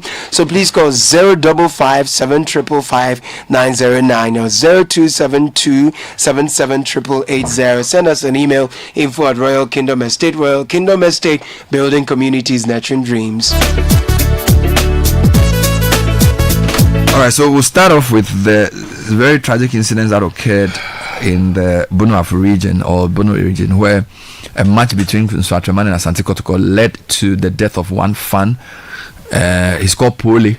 Yeah. Yes, Francis Yafrimpong. We understand that this was occasioned by some sort of altercation that resulted in his death. We'll get you some more details on this shortly. With but what do you know about this? What have you gleaned so far in terms of? So my understanding of this is, and for me, I was shocked because a bit of background in Swatchaman and Kotoko have a very cordial relationship. Oh, okay. So when I started reading the updates, I was like, what has happened? Because these are two teams who get on. When Kotoko shows up for pre-season in that part of the country, it's in Swatchaman facilities they use. So they do a lot of friendlies. Yes, actually. You know, they've played each other twice already this season without anything happening. They are not a team where you can say there isn't a history of bad blood between the two of them. The build up to this game indicated that there was going to be a difficult game, obviously because Kotoko are top of the league and Swatchaman are not doing too well. But apart from that, there was nothing to indicate that this is a game that was going to get out of hand. Okay, so when the reports started coming in, that we started seeing the footage of the fights, the throwing of stones and water. 3 players were sent off. Kotoko ended the game with 8 players. Gosh, and I'm sure soon we will get a more detailed briefing of what happened. But from what I was able to do by engaging, from what I was able to glean by engaging my contacts there, basically things got out of hand for no reason. Basically, Kotoko got there, and the team bus encountered difficulties entering the stadium, and that is where the arguments started from, and built up to the game itself. Certain decisions they felt were not going their way, agitations of the fans, and again, nothing in this should lead to the kind of thing that happened eventually. To the outcome we saw, the tragic. When you watch the video of Poli lying on the ground, and for me, so many. He seems like a lot of people know. Yes, if you are in our fraternity, you would have heard of Poli. He's as hardcore a Kotoko fan as you will find. This is somebody who on his wedding day wore a Kumasi Asante Kotoko tuxedo. Wow. Oh, then he's okay. Yes. Okay. Yes, he had the Kotoko crest at the back of his tuxedo. His pre-wedding photo shoot, he was wearing a Kotoko emblazoned shirt with his wife. So this is the kind of person we're talking about. And to see him lying there in a pool of blood with emergency services very far away from him, although there was supposed to be an ambulance, and those are some of the things that the point you made to Mr. Adams. The things that need fixing in our game are not Black Stars issues at all. Black Stars is set. You understand? The things that need fixing, the real things, the infrastructure, the general architecture of what the state expects a football game to look like when one visits, fan safety. Those things are not just Ghana Football Association things. I will get to the Ghana Football Association because they're also very responsible for this. But I'm looking at this in terms of just even the poor state of the infrastructure that was available. The obviously poor emergency response that was available. Because if the emergency response had been proper, perhaps Francis would have survived. I'm told there was a St. John's ambulance there, but it was packed. He was lying 30 meters away from the St. John's ambulance. And they didn't do anything, or they couldn't. They brought the gurney, but that's what I'm asking. What exactly did they do? Because from the footage I have seen so far, it was other fans who were trying to offer some kind of first aid, but we know that none of these people would have skill in trauma care. So what were they doing? It was just the face towels that they had placed on the wound to try and stem the blood flow. But apart from that, what else was going on there? 2, how did somebody get a knife into a stadium? And again, it's about the state of our games. Our stadiums are the places where you can easily get a bottle of beer to buy and enter the stadium with it if you want to. Who is checking these things? And those are the things Mr. Adams needs to look at. I'm saying this morning, shut down in Swatchaman's stadium immediately. Shut it down. Somebody died, Bernard. In every place, you see that you've spoken several times about lost opportunities. In the places, the leagues that we watch and admire, an incident like this happens, the kind of review that will happen to make sure that something like this is prevented from happening the kinds of conversations that will be had. But here we'll have a conversation perhaps for 2 weeks, but that is what we don't want to have. Francis Frimpong should not pass away just like that, be headline fodder for 2 weeks. He got married 7-8 months ago. He was a young man. He was a young man. Do we know? Okay, let me read a statement in Swatraman of issue. Man, I don't want you to hear Swatraman statement. At least it gives people, you see, because somebody may tune and wonder what are we even talking about. Okay. So, if you can read it for us, Caleb. Yes, please. In Swatraman Football Club extends its profound condolences to the entire Ghanaian sporting fraternity, particularly Kumasi Asante Kotoko and the family of the deceased supporter who tragically lost his life near Professor Amua Kuramansan, the second stadium, during a league game against the Kumasi-based Giants this afternoon. Initial reports gathered suggest that an altercation ensued between two supporters outside the stadium. We have been informed that an argument had earlier happened between the deceased and the culprit at a nearby drinking spot that later brought up this stabbing incident behind the stadium. The altercation degenerated into fisticuffs, leading to a stabbing of the deceased. And Swatraman FC wishes to categorically condemn this act of violence and he goes on to say in no uncertain terms. Thank you. In the game of football is not war, and as such anyone who visits any stadium anywhere in this country must feel safe and indeed must be safe throughout the proceedings of the game. And Swatraman FC will fully cooperate with the Ghana Police and the GFA to ensure that the perpetrator of this crime is brought to justice. We urge all stakeholders to exercise restraint and support the relevant authorities as they conduct a thorough investigation into this rather regrettable incident. So the other version is suggesting this happened outside the stadium. Yes, please. We will leave that to the authorities. You see, I have information that says otherwise, but it is not my place. You understand? I will not turn myself into a court here this morning. Was there police there? Do we know? Yes, it's a category A game. There will be policemen there. I'm told from the news that they've asked the head of the GFA Security Task Force to present a report. What would he do? I don't know. What's he going to do? The GFA security team. Yes, but the point I'm making is, Bernard, before you even get there, the stabbing did not happen in a dark alley. The stabbing happened in the open. Pole has never moved alone. If there's an altercation, have you seen a Ghanaian altercation where there are no witnesses? There are no people in the stadium. In a stadium facility, in the vicinity of a stadium. So nobody saw after he was stabbed, nobody held somebody down, questions must be asked. You can't just do that and run away. Kotoko also has a statement, but go for it. If you can read that first. Read the Kotoko statement as well. So, official statement: Asante Kotoko on tragic events at Swatraman. Asante Kotoko strongly condemns the violent and unacceptable incidents that marred our Ghana Premier League match week 19 fixture against Swatraman FC at the Nanakra Mansa Park. From the moment of our arrival at the stadium, our team was subjected to open hostility, including confrontations from sections of the home supporters. Despite these provocations, we remained committed to fair competition and proceeded with the game in a spirit of sportsmanship. Unfortunately, the actions of the home crowd throughout the match were completely unacceptable. Missiles were thrown at our bench on multiple occasions, creating an unsafe environment for our players and officials. The situation escalated further when our head of media suffered a serious ear injury after being struck by an object. Additionally, in a shocking act of aggression, some supporters invaded the pitch and physically attacked our goalkeeper, Mohamed Kamara, while also hurling missiles at him.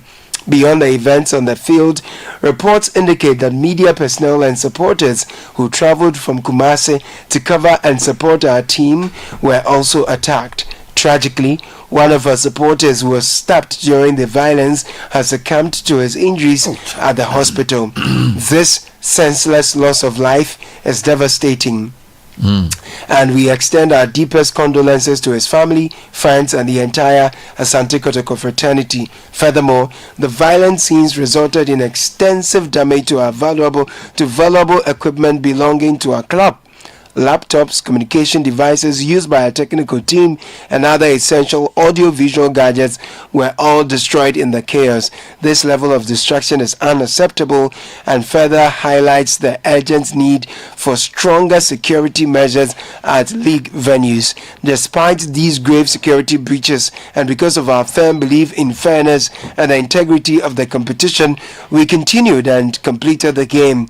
Nevertheless, it is deeply troubling that such acts of hooliganism persist in our league, endangering players, officials, media personnel, and supporters. Asante Kotoko will fully cooperate with the Ghana Football Association in any investigations and expect swift and firm action to be taken against those responsible. Football must be played in a secure and fair environment, and these acts of violence must not be tolerated. We call on all stakeholders to take decisive steps to ensure the safety of all teams, officials, and supporters as we remain resolute in our pursuit of professionalism and fair play. Signed, Management, Asante Kotoko SC. So Kotoko is calling for investigation. Instructor said they are willing to cooperate with the police. What is the GFA saying before we bring you technical? Well, the GFA says in a statement released 10 hours ago that the Ghana Football Association strongly condemns the act of violence and lawlessness that marked the Ghana Premier League match between Kumasi Asante Kotoko and Swacheman FC on 2nd February 2025 at Nana Kromansa Park. The tragic events resulted in the loss of life, several injuries, and the destruction of property, an unacceptable blemish on the integrity of our game. The GFA extends its deepest condolences to the family of the deceased and wishes a swift recovery to those injured. The Executive Committee of the GFA has with immediate effect invoked Article 14.2 of the Premier League regulations by banning the use of the Swacheman FC home venue until further notice. This action ensures the safety of all stakeholders while investigations proceed. Furthermore, the GFA has tasked the security committee led by DCOP Lydia Donko and the FA prosecutors to immediately move to site and gather all necessary evidence, including match reports and relevant documentation, to present to the FA's disciplinary committee for adjudication of all sporting matters. Additionally, the GFA has formally engaged the Ghana Police Service to immediately conduct a full-scale investigation into the incident and bring all perpetrators to justice. We expect law enforcement agencies to deploy all necessary tools to ensure that those responsible for these heinous acts are identified, arrested, and prosecuted to the fullest extent of the law.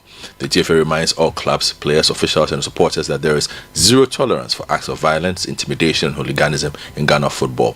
The GFA will not hesitate to impose severe sanctions on any club, official, or supporter found culpable of engaging in or inciting such behavior. Further updates on this matter, including decisions from the GFA Disciplinary Committee and law enforcement investigations, will be communicated in due course. All right, so tragic incident in the Bono region. Time is 4 minutes past 8. Tech and social media trends is now long in overdue. Let's get the highlights.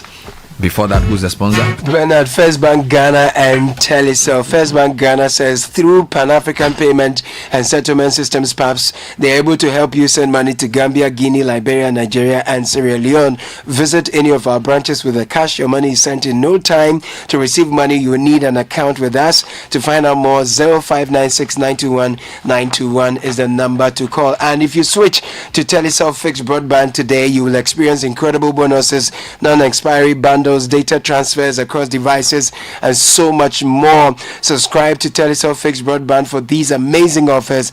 Dial star 900 hash, use the Telecel Play app, or visit a Telecel retail outlet, www.telecel.com.gh. Get connected today. Terms and conditions apply. Telecel, connecting energies. Graham will tell us what's trending. Welcome, Susu. Good morning. There's a lot of trends. A big weekend in sports. The Grammys also happen, so we'll go through the trends as they come. So we'll start close to home. Of course, Kotoko is trending. As we mentioned, the sad incident that happened in the game this weekend. Pole is also trending. So our condolences to his family, and hopefully this unfortunate incident, the perpetrators are brought to book. So that's their first trend. The next one is Arsenal. Of course, Partey is also trending because we're in Ghana and he scored a goal. Kai Havertz is trending. He missed a big shot, scored his goal. So Arsenal got a big win against Man City over the weekend. For those who don't know, they won 5-1, and it was very important because Man City have been a thorn in Arsenal's side for the last few years. So it was very good for them emotionally to get the win. So, and there was a lot of tension. If you remember, there was stay humble. That they told Erling Haaland told Arteta to stay humble. So after the game, the Arsenal entertainment people played Kendrick Lamar's song "Humble." So it was all sorts of things, very interesting things. But staying in sports, Luka and the Lakers are trending. For those who don't know in basketball, one of the biggest trades in NBA history happened over the weekend, where Luka Doncic was traded for Anthony Davis. Just to give you a kind of football comparison, it's almost like, let's say Arsenal decided to trade Bukayo Saka for Lewandowski. That's the kind of trade. That's just to give you an idea of what's kind a young, fresh, upcoming against an old, trusted war horse. Exactly, something like that. So, and Luka Doncic is a 5-time All-NBA. So that's, to put in perspective, basically he's made Team of the Year 5 years in a row. Wow. And this is the first time in NBA history 2 All-NBA players have been traded for each other. 2 players who are averaging 25 points in the season have been traded for each other. So it's and this in the course of the season. In the course of the season. So it's a very momentous occasion, something that doesn't usually happen. I see. The Grammys also happen. So the Grammys and various things related to the Grammys are trending. So Drake is trending, Kendrick Lamar is trending, Cowboy Carter is trending. Well, are they trending for having one or not having one? Well, Drake for not having one, but I'll go through their trends and explain them. Beyonce is also trending. So Beyonce and Cowboy won Album of the Year for the first time in her career for Cowboy Carter. She's been nominated a number of times, and it was becoming almost a farce that this woman keeps getting nominated for Album of the Year and she never wins. So she's finally won. Then Drake and Kendrick Lamar are also trending because Kendrick Lamar's this song, Not Like Us, won all the Grammys was nominated for. So his song won 5 Grammys. Wow. And the song is Dissing Drake. So Drake started trending in conjunction with the song trending. Exactly. And on the African side, Thames is trending because she won Best African Music Performance for the song Love Me Jeje. Okay. So that's the Grammy news. So we'll get to tech news now. All right. So this is coming from England. So the Sutton Council in South London are going to be using AI sensors to help old people in their community. So as you know, in some of these countries with aging populations, a lot of old people might live at home by themselves. So they have, in Japan, they have people check whether their neighbors have put on their lights, put on their they kind of hang their clothes for a while, just to make sure that they are not dead. Exactly. Or maybe they've not fallen down and they are immobile, that kind of thing. So the Sutton Council is going to be testing AI to try and see whether it can help do those wellness checks to make sure older people are taken care of. So to track things in their house so that they are using. So what happened to good old human beings? Well, you see, it's very difficult, and sometimes people can forget, people can get busy. So it's going to track things like maybe they are using their microwave. You know, in Britain they drink a lot of tea. So if the kettle is not coming on enough, that maybe there's a problem. You raise kids and they grow up and they abandon you to AI to help you move around your own house. But it depends on how far your kids live. Because are you going to say that your siblings who live abroad have abandoned technology your family? is great, but I'm not sure we are to emulate some of the way those societies have become, where they abandon their parents in old folks' homes and things like this. I actually disagree with you on that, because a lot of people are not trained in geriatric care. These people are trained in geriatric care. It's different if you leave them and you don't go and visit them. But if they are there and you are visiting them, no, seriously, you're also coming. No, seriously, because the training to take care of an old person is a skill. You may not have that skill. What skills do your parents have been training you when you were young? Where did that training come? Did you also use AI? No, but I'm just saying that an old people's home is not the way people look at it. Well, it's a solution, but I'm saying I get you. No, I get you. Yeah. AI is great. Let AI do what AI can do, and let human beings do what human beings were also made to do. There are many reasons to connect, and it's all to put smiles on the faces of those you love. Daddy, thanks for the tea cash, okay? I love you. That's my daughter, Angela. Caring for my parents, that's my duty. I also get to pay my utility bills easily with Telecel Cash. And to the suppliers at my shop, hello sir, Telecel Cash payment received right on time. Thank you. I get to make them smile because I can pay to my suppliers' merchant numbers, even on other networks directly, and send Telecel Cash for free to my dear ones. We keep the connection stronger when our family, friends, and business relations are happy. Make free Telecel Cash transactions every day, anytime, from your Telecel Cash wallet to your loved one's Telecel Cash wallet. Save on cash, enjoy convenience, and make those who matter smile when you send them money with Telecel Cash. Telecel, connecting energies. You're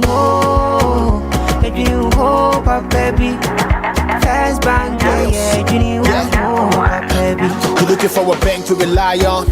Let me give you a shoulder to lie on. Would we see cattle, banky baby, no lie. Only one place where I get my eye on. Make I introduce you all to First Bank, the best services in the world, first rank. Customer service, everything is well planned. I make music, I travel, I sell land. They be my reserve tank. Cause every time I know my money's safe. Universal banking ain't in me here on the date. I'm a busy person, me no need time to wait. Now I got to Spain, even when I'm in the States. My me blue shirt. They tell me office a chilly, but who cares? Cause I bank with the best. I'm lucky, I'm too blessed. When it comes to First Bank, it's too west. Everything is you first. Nobody feed you, I'm like us. Do I'm like us. First Bank we treat you first. Treat you first. Sabansi yeah. Think about you first. Think about you first. You first. First Bank. Join the conversation on the Citi Breakfast Show on Facebook at facebook.com/Citi97.3, Twitter at twitter.com/Citi973, and Instagram at instagram.com/Citi973 with the hashtag CitiCBS.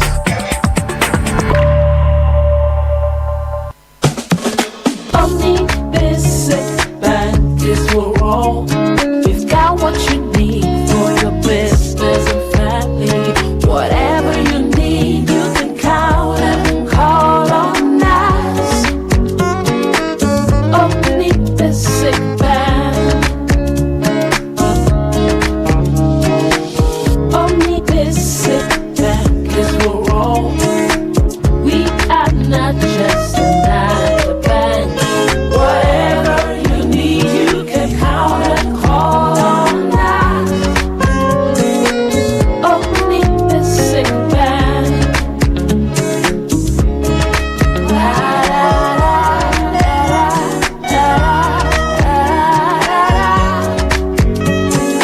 Omni-Basic Bank. Not just another bank. Imagine waking up in a beautiful home you can call your own, or watching the value of the plot of land you invested in grow year after year. This 2025, Apollonia City is inviting you to start the year right by making a smart investment in property. Apollonia City offers high-quality real estate that is ever appreciating. At Apollonia City, the value is not just your home or land. It is also the area that surrounds it. Tarred roads with safe speed limits, drainage for even the most punishing floods, and neighborhood planning that ensures your view will never change. Choose any of our serviced or semi-serviced plots or any of our beautifully crafted homes and enjoy up to a 3-year payment plan. Call us on 0275 577 577 or 0542 777 222 and let's help you start the year right. Where do your hopes and dreams take flight? The money you've earned, the future shining bright. At Petra, we're not just here for your retirement plan. We are here for the life you've imagined and then some. From your child's education to your dream home's door, we'll help you achieve what you're striving for. Petra is here, steady and strong. Your wealth in safe hands, where it belongs. With investments that grow at rates that compete, we build your future with every heartbeat. That's Petra, your partner. Come joy or strife, guiding you toward the dreams that define your life. For your pensions, investments, loans, and more, visit our website at petraonline.com or call 0242 435037. Petra, achieve more. This is the Citi Breakfast Show, the city's biggest conversation.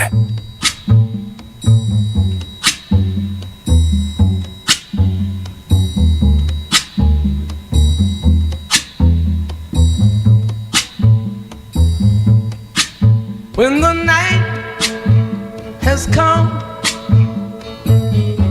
and the land is dark and the moon is the only light we'll see. No, I won't be afraid. Oh, I won't be afraid. Just as long stand by me. So darling, darling, stand by me. Oh, stand by me. Oh, stand by me. Stand by me. If the sky that we look upon should tumble and fall, or the mountain should crumble to the sea, I won't cry, no, I won't shed a tear, just as long as you stand by me. And darling, darling, stand by me. Oh, stand by me. Oh, stand now. Stand by me.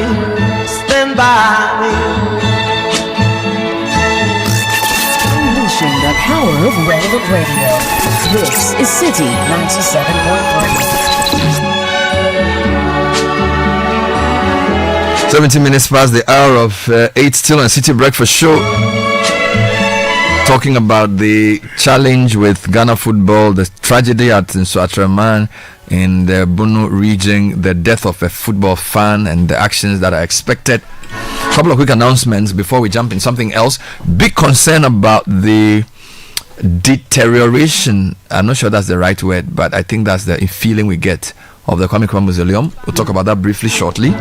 And then multiples of people calling for more water as the water crisis in some parts of the country gets worse.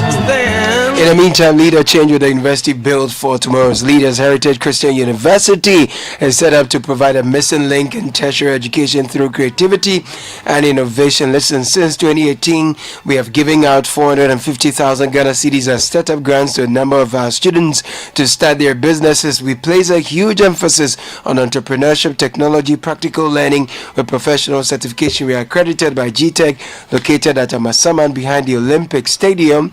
We have graduate and undergraduate programs. Our numbers are 054-7777-731 or 020-2298-399.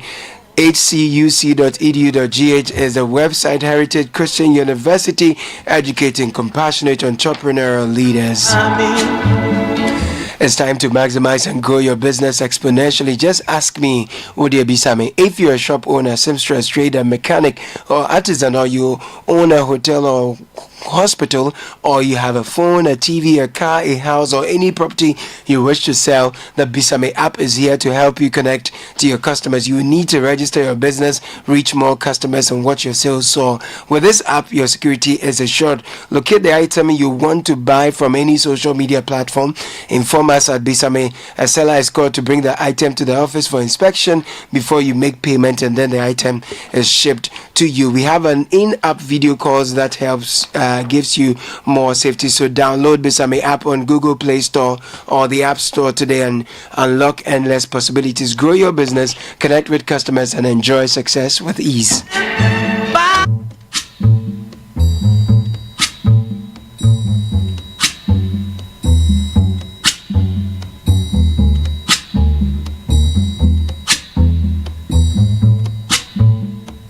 All right, so we are moving in many directions this morning. And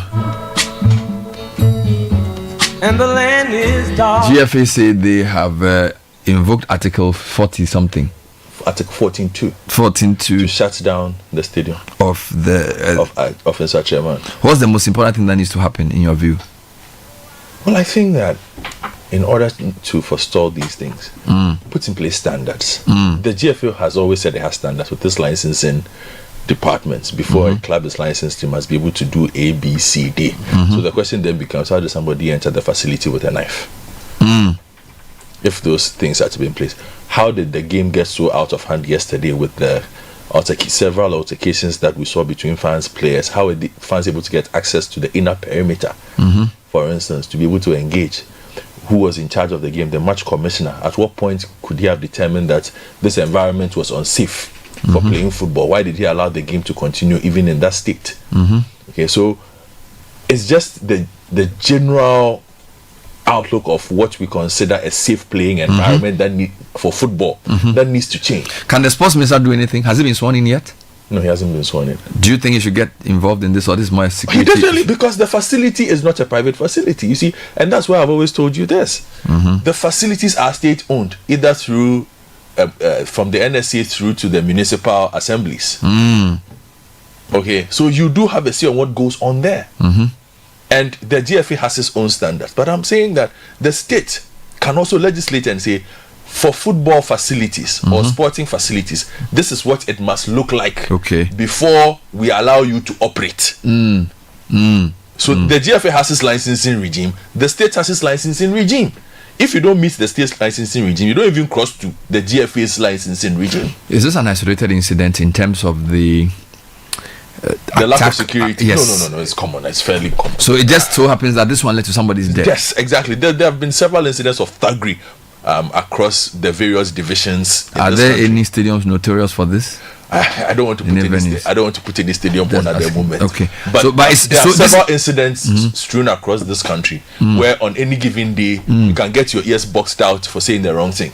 In a stadium that you're going to watch a game. Exactly. Do people even go to park these days? No, not as much as they used to. So there are certain places that get good crowds, certain places that don't. But so this is generally, fans going to the stadium to watch games is in decline. And this is not going to help at all. No. Either. I mean, if Bernard, are you taking which of your sons are you taking to the stadium? We went to the Legom Stadium to watch a friend is saying All Africa games. No, I mean a Ghana Premier League match. Which stadium? Outside of if it's not the University of Ghana stadium. If they play a good Asofo game at Legon's Park, we could go. No, not Legon. I'm saying outside. I won't go anywhere else. Why? There are good games elsewhere. I don't know the nature of the stadiums. Aha! What's the best stadium in Ghana today to watch a football game? In terms of what? Crowd safety, in terms of comfort, in terms of University of Ghana Stadium. Serious? Yes. What's the state of Accra Sports Stadium? Oh, in terms of what? Everything. The pitch looks good. What about Kumasi? The pitch looks good. Okay, I hear you. That's what I said. Kofi Adams has a lot of work to do. So we don't even have the stadiums themselves can do better. Yes. Facilities and things. Absolutely, the state has a significant responsibility in all this, in setting the standards. It should lead the way. If it leads the way, everybody else will follow. What about Galka? Is this something they should be talking about, or this is more GFA? Galka. No, I heard they said they will revive it. Who's reviving what? Somebody gave an interview last week and said that they will revive Galka. There's nothing to revive. Galka is dead. Are you sure? There's nothing to revive. Galka exists in name. But we have league clubs. What do they do? So the association can be revamped if you have good leadership. Once there are clubs, they can be. Galka is potential. The clubs live in this system that they themselves have created. Don't they see? They just need good leadership. This is the Ghana League Clubs Association. Which leadership again? Maybe one of the executives who takes over can then unite them. No, these are the clubs. The clubs that constitute. What's the difference between Galka and GFA? The GFA is the umbrella body of all football matters. Everything. And Galka is the league club. The league clubs. But without the league clubs, there's no football association. No, there are constituent bodies. Like which one? So we have the services, schools. All of them are constituent bodies of the Ghana Football But the league clubs are key. Yes, which is why I'm saying if the league clubs had lived up to their responsibility as league clubs, we would not have the situation we have. The league clubs have become entities that exist to just play football and not run a football business or industry. They just show up. Other than that, there is no proper football owner who should be happy with the current state that we find our football. Nobody makes money. What kind of business enterprise is that? They sell players. To who? Who is selling players where? They are selling them to Bernard, the Spanish second division teams. Bernard, the sales are coming from Division 2, Division 3. They are not selling from the Premier League. The sales are not coming from the Ghana Premier League. Oh, really? Yes. And even with those ones, the money takes a while to come. So let's listen to Joel Kofi Jampo, PRO of the Nsfatremant Football Club, speaking on CNR yesterday. I think what happened today during our game against Kumasi and Citi was just an unfortunate incident that happened. Well, we knew we were going into a game that would be a tough game, and though we knew in as much as it was going to be tough, we'll fight hard to win. Then after our win, we'll celebrate because it's been long we've had a win. And just to end the game and have a news that we had one Kotoko supporter who lost his life, unfortunately, while the game was going on. So I think this is what actually happened. But then I also heard you initially talking about some scuffles that happened on the field of play. But then I'm happy you made mention that players were involved in the scuffle. Yes. So that was what actually happened. Well, we've seen the videos of the players involved in that scuffle, but we're also told that outside the stadium, your supporters attacked supporters of Kumasi Asante Kotoko, leading to the stabbing to death of one of the supporters. Are you aware of this? Well, as I said earlier, we only heard about the death situation, even as the game had ended. So, whatever happened behind the stadium, at least once we were watching the game and focused on the game, we wouldn't definitely know what was going on outside the stadium. So, the incident actually happened in the stadium. See, let me clear something here. I've heard people talking about a video circulating that the incident happened in the stadium. I'm talking about the stabbing. Okay. But then, what we have gathered as Intrastermine Football Club, we have a VIP session, and the incident happened outside the VIP session. Okay. That is outside the stadium. So that was when a gas driver picked the guy after he was stabbed, trying to rush him to the polyclinic in Swate. So along the line, we don't know what happened. Someone shouted that there was an ambulance in the inner perimeter or at the stadium.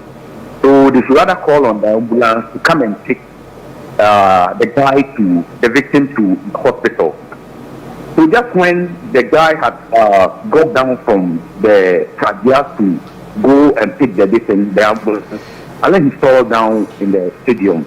So that was when people got a video of it and now circulating that look, he was stabbed in the stadium. But if eyewitnesses will tell you the truth, the incident actually happened in the stadium, but then later he tried to go in for to get an ambulance to carry him to the hospital. That was when people got a video.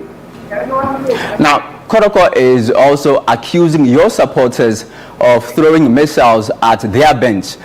Now, that raises questions of safety. Is your stadium safe for Ghana Premier League games? Yeah, it's very safe, my brother. Because talking about measles, we never saw anything like that. I don't know if in the video you are seeing something. I'm yet to see some of these videos. And those measles they are talking about, we never saw it. I was inside the stadium throughout, from the start of the game to the end of the game, and I never saw any missiles being thrown at Kotoko and the officials. So we were very surprised when we had the news that look, Kotoko had released a statement and accusing us of attacking them, throwing missiles at them, and even to the extent of having destroyed their laptops and other gadgets. Oh, it's not true, my brother. It's not true, because I was actually there. And that is why I want you to understand that, look, there are certain incidents that happened that some of us were there to witness. But then what happened outside the stadium, some of us, because we were so focused on the game, we couldn't have seen whatever happened outside. So with that, I can't really talk much about what happened outside the stadium. But talking about the measures and the destroying of gadgets of Kotoko, I can boldly and confidently tell you that, look, nothing of that will happen. Maybe they're only trying to make their story look so interesting to the public. All right. Finally, before you go, I've seen people make comments that the entire Ghana Premier League should be put on hold. This matter investigated, and others also that have happened in the past investigated, and then matters of safety also be looked at before the league resumes. What do you think? Another, we've lost a life, and that's a precious life, because we in the football industry are aware of people like Kotoko and for that matter, Ghana football. So we've lost a dear soul. And I think some of us join in hands with those people calling for a hold on the league for investigations to go on. But I'm also telling you and your viewers that even as I'm talking to you now, we have the management of the club at the police station having a complaint officially to let the police carry on with their investigation. And we had a session of policemen who are around at the stadium, and I know they will assist in this investigation. Going forward, I know that definitely things will be sorted out. And joining. So I think if the leaders of half the mob think that it is right to put the league on hold for investigations to go on whatever, I think I side with them. But then to talk about safety, I think in Swatramine, Nana Pramansa Park is very safe for active football, my brother. It's just an incident that never come to destroy all these things. An incident you can't actually separate from the club, but then you can't also blame the club. So that was Joel Kofi Jempe, PRO of Instructor. So a lot of this will be sort of followed up on throughout the day. Yeah, we'll keep an eye on this. Yes. Like I said, we also expect the sports minister. First real task for him. Yeah, first real task for you see, him. because here's the thing. We should not normalize loss of life. We are a country that tends to normalize loss of life. Particularly at a football match. Yeah. That is why he must deal with this matter thoroughly and make sure that systems have been put in place to ensure that it does not repeat itself, that whoever needs to be punished is punished properly. This is not just a GFA matter. GFA can only impose sporting sanctions.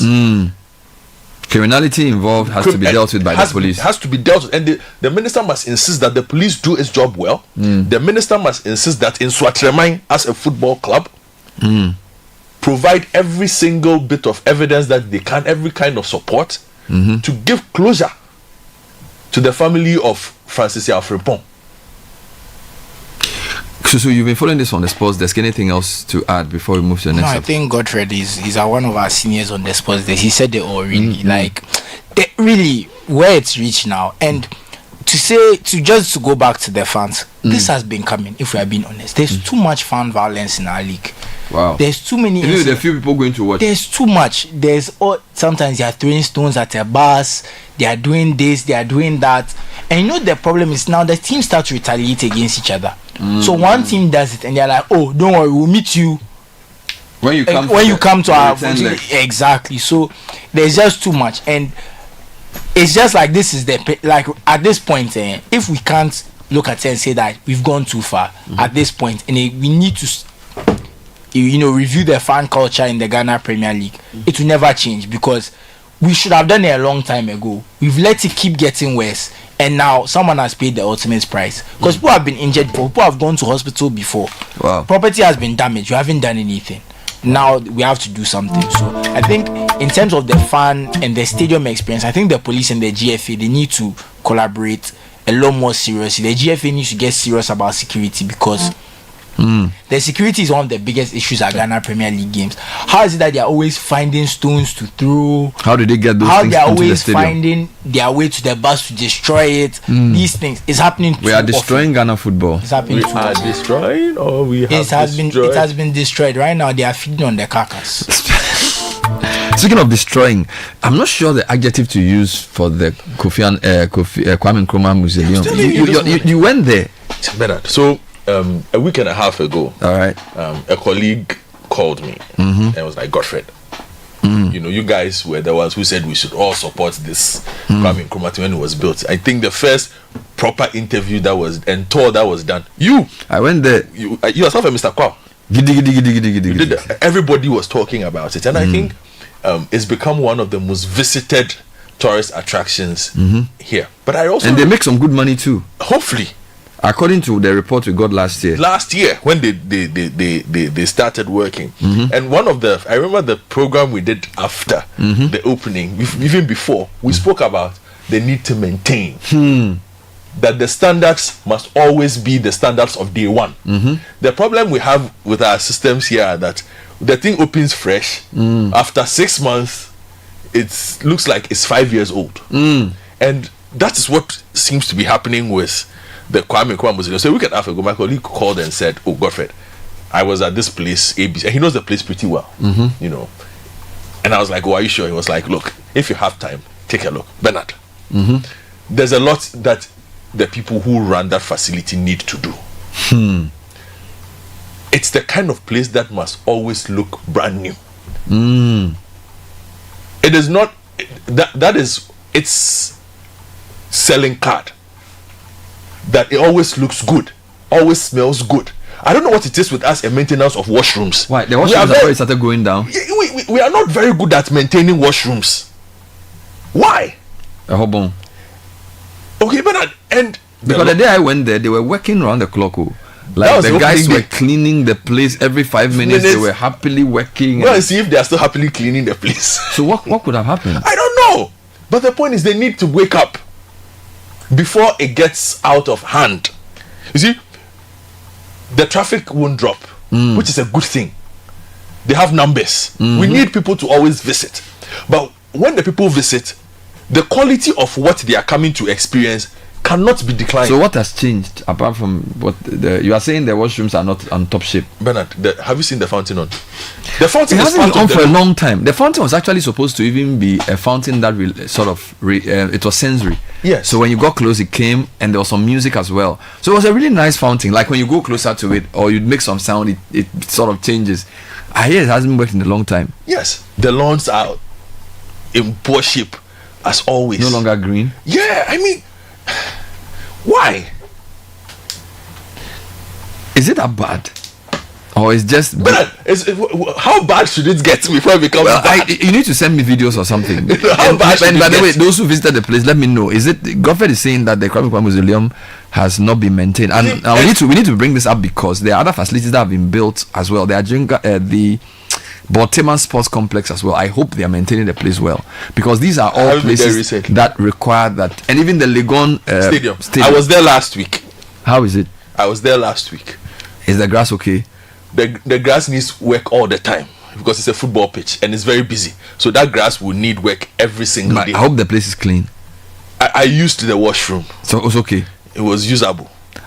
What about the stand? So okay, on a scale of 1 to 10, if you say usable, 1 to 10, 10 being this is spot. The washroom I used. 1 is like you don't even want to. The washroom I used, I would give it a 5. So wait, who's maintaining the place? Is it the university? Yes. And which money did they use to maintain the place? I think they rent it out. You know, the university has its own estate management unit. Yeah. So they rent out. So do the teams pay to use the place? Yes. And you're saying the pitch needs maintenance. What do you mean? Yeah, the pitch needs maintenance because it's always in use. As for grass, if you don't pay attention to it, it will start. So you think it's our best stadium now? No, not the pitch. The pitch is not a good pitch.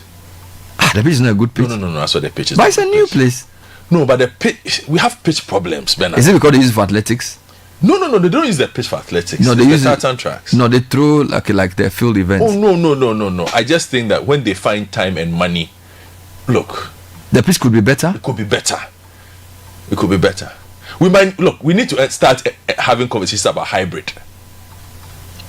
For our so Ghana is this is less than when you watch. Hold on, do you watch the African Club Champions League matches? Have you seen the pitches they are playing on?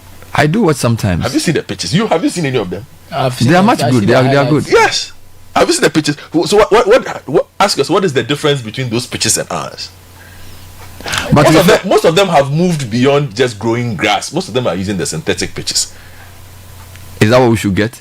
Yeah, it's the hybrid ones. Yeah. So it's a mixture of the grass and the synthetic that is stitched together. That must be expensive to do. But the football, if you say you're doing football, the difference is that their football people are serious. That's the difference. If you say you're doing football, you might not spend the money. Our football people are not serious. Clearly, because the way the standards have dropped in the last 20 years, and we've just watched it drop. We've not done anything.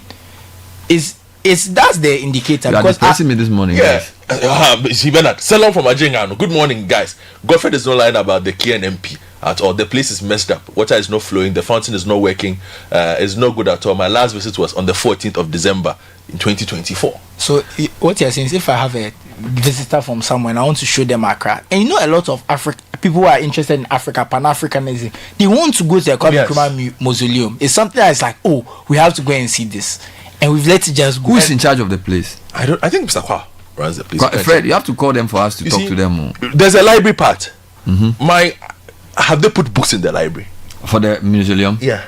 I'm not sure. I haven't visited the library. I don't know. Whoever has been there recently, have you seen? Like, have you visited the library part of it? Are there books there? Have you visited the gift shops? Have they improved? You see, because it's an experience we must look to improve all the time. It's an experience we must look to improve all the time. And I was never, and again we had this, I was never comfortable about the location. You see, because it's in the middle of town. You find people pissing on the walls outside. Are you serious? Oh yeah, it's Accra High Street. So the question is, when I was in JSS, we used to do a subject called social studies, and then they would say we need a culture of maintenance. It was something we used to write exams and pass on. So in SHS I wrote that. So they would say, what can we do to keep something? The answer is culture of maintenance. Do we really understand it as a society? Because we answered the question and passed the exam, but obviously we clearly don't understand what it means, and also the issue of accountability. Bernard, if somebody is running a place like this, Bernard, how regularly do they get inspected from above? Bernard, I when I was on my recent trip to the US, I happened to go to the Billy Graham Library. Bernard, it's one of the most visited places in North Carolina, in Charlotte. Haloski. The Billy Graham. And this is not a president, too. This is our own evangelist Billy Graham. This is in Washington or New York? No, this is in Charlotte. Charlotte, NC, North Carolina. Bernard. So you come back and then you experience this. This is a presidential library. Guys, I see that I sort of feel you're exaggerating. That's like the Kwame Nkrumah place. I'm not saying it has broken down.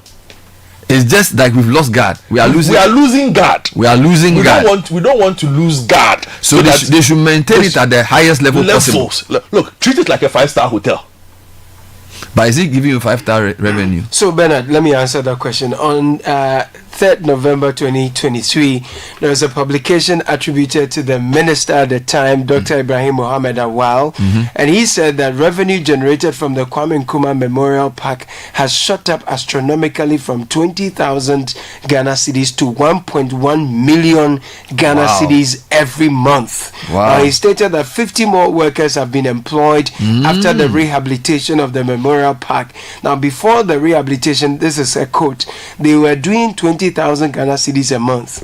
We do 1.1 million now. The question is whether or not this amount went into a pool, maybe the consolidated fund, and if it did, perhaps a percentage of this went into a fund for the maintenance of same. If it didn't, then we have an issue. If you have an institution or an establishment that is generating 1.1 million Ghana cedis a month, where's the fund going to? Where is all that money going to? It's paying staff. 1.1 million. Yeah, all of that. 1.1 million is a lot. But how do we maintain that? 1.1 million is it per month or per year? Yes, a month. That's why he said he's quoted. But do you know how many staff they have? Oh, Bernard. But that's what they are clearly not doing their job. Even if they are doing. But that 1.1 million is revenue. Yes. Revenue when you add operational costs, electricity, water, painting, paying people's salaries. By the way, are the staff paid by government or they are paid by That IGF? is the question. Even your mentor, Professor Ababuati, says the question we must ask. Is it a publicly managed place or is it a privately managed facility? That's a good question, because if it's 1.1 million in revenue and it's privately managed, then that's not a lot of money. But if it's like government is paying their salary, but this is the other point. Why should government pay their salary? They should run the place and pay for it. Mr. Kwao has reached out. Fred, please put him on the line. We need to talk to him. I need to clarify a few points. Now, while we're at it, people have started asking me to also mention some other places. For example, they say the State House. Yeah. Which State House? The State House next to Parliament. It's we used to do events at the banquet of the State House. What has happened? So when you go to Parliament, the place that is across the place they do the funerals and events, that place used to be a big place for events. Now, I am reliably informed that it is deteriorating quite badly, and that we need to talk about it to the State House. So, isn't the State House, and is it part of parliamentary service? Shouldn't those things be moved to like the Museums and Monuments Board with dedicated with dedicated funding for some of these things, because these are historically relevant buildings. These are buildings that have meaning. I'm told the State House there is a complicated matter. Which is what? What I'm told is that it's like why somebody's trying to acquire the land. No, it's chaka. They're acquiring the land. No, it's like these days if it's chaka, no, we are on public radio. What I'm told is that it's a lot of things. Like what? You know, it's unlike certain things you can say. No, this is a whole kind of worms. Like what? Give us one way. Give us one way. You say you have a crime. Give us the one way. No. You see, somebody's telling me, it says the library, there are no shelves, no books, and some of the staff have started sleeping in the library. No. Huh? So is there a library once there's no shelves and no books? No, the staff are sleeping in the library for nap or for the whole night. But whichever way, how can I cry stuff so? Yeah. There's another message here. Just passed by the Kwame Nkrumah Memorial Park this morning on my way to court. Even the front doesn't look nice. As nice as. But wait, we the post sending the text. Are we not the ones who have destroyed the place? I've not been there yet. Me too. What I'm trying to say is that hold on. If a public place is deteriorating, is it the public that is doing the deterioration? No, it's a bit of both. You see, here's the thing. Okay, the first problem was siting. Now, if we had made the decision to keep it where it is because it's historically significant, then we needed to extend the buffers for the mausoleum. You understand? This is in the middle of. This is one of the busiest areas of Accra. This is trading Accra. So once you locate it there, you should know that there are collateral issues. Exactly, you are exposing it to certain things. It's trading Accra, which will link you back to the conversation Caleb had, for instance, about the CBD in some of the places he's been to. Some of the CBDs I've seen. If you enter Nairobi CBD, for instance, the Supreme Court and all those, but they don't allow trading in that enclave because they know that it's a tourist. Even trotros are not allowed. You will park at a distance and walk into that part of town. You understand? So all we are saying is the standards must be kept. The standard of day one for a facility like that should not be allowed to drop. All right. So the issue, and by the way, we want listeners to tell us their own experience, because I don't want it to be just Godfrey's experience. So, for example, a lady listening says, Bernard, the place is poorly maintained. I didn't enjoy my tour. There are cobwebs in some of the stuff, so it is bad. All right. I haven't been there in a long time, so I'm not in a strong position to argue. Can I ask Godfrey the question? No, ask me anything. No, I want to ask you, if I had someone visiting me from the UK, they're interested in these things, do you think it's a good idea to still take them? Yes. Based on what you've seen? Yes. Okay. Take them. Definitely do take them. But I have to apologize for the state of the washroom. Take them. So let me get this straight. You're saying that less than 2 years after the Kwame Nkrumah Museum was opened, we are allowing standards to drop. The grass is no longer green. The fountain is not working. Is the water in the pond clean? No. Is the toilet smelling nice? No. You see the tunnel that you pass through to enter that sound tunnel. Charlie, some way. Because when I was passing, there was audiovisual. I could hear Kwame Nkrumah talking. Can you still hear it? You can, but I mean, it's like some of the speakers are not working. No, I'm feeling you're good. No, let's be serious. Is it that people are no longer paying entry fees of what? Because I'm seeing here that non-Ghanaian adults are paying 100 Ghana cedis, while Ghanaian adults are paying 25. Are these new rates or what? All right, let's get some answers. Mr. Yodpao is the acting director of the Kwame Nkrumah Memorial Park, and he actually sort of called in reaction to what we're saying. Mr. Cole, thanks for joining us. I haven't been to the place in a while. My colleague says he was there over the weekend, and the standards are falling at the Kwame Nkrumah Memorial Park. Let me take your general reaction to that before I get into any specifics. Thank you very much, Bernard, for having me. I'm so glad you called in for me to respond to some of the issues raised. Now, to begin with the tunnel that your colleague talked about, what is that, when we are doing tours in the tunnel, when the sounds are high, barely will our guests hear what we are saying. So in the middle of the tour, sometimes we turn the volumes down. So it's not. So the tunnel is okay. Yes, the tunnel is okay. We regulate the sound, just so that the visitors would hear what we are saying when we are doing the tour for them. When it's empty, it's turned on. Okay, so let's take it one by one. I'm told water in the fountain is not working. The water in the fountain is green, and the grass is no longer green. Now let's come into the fountain.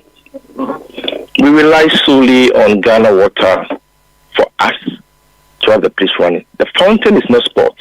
To be on record, it's not sport. If you were there yesterday, you would realize that there were guys in the fountain cleaning it. So we are cleaning the fountain. So it's not as if it's green, it's not green. We are working on it. If somebody was there yesterday, you would have seen 3 gentlemen in the pool with their instruments or their gadgets, equipment, cleaning the fountain. That's the second issue. With the lawn, but does it work? Does the fountain work? It's in good shape. It's not sport. So why don't you put it on?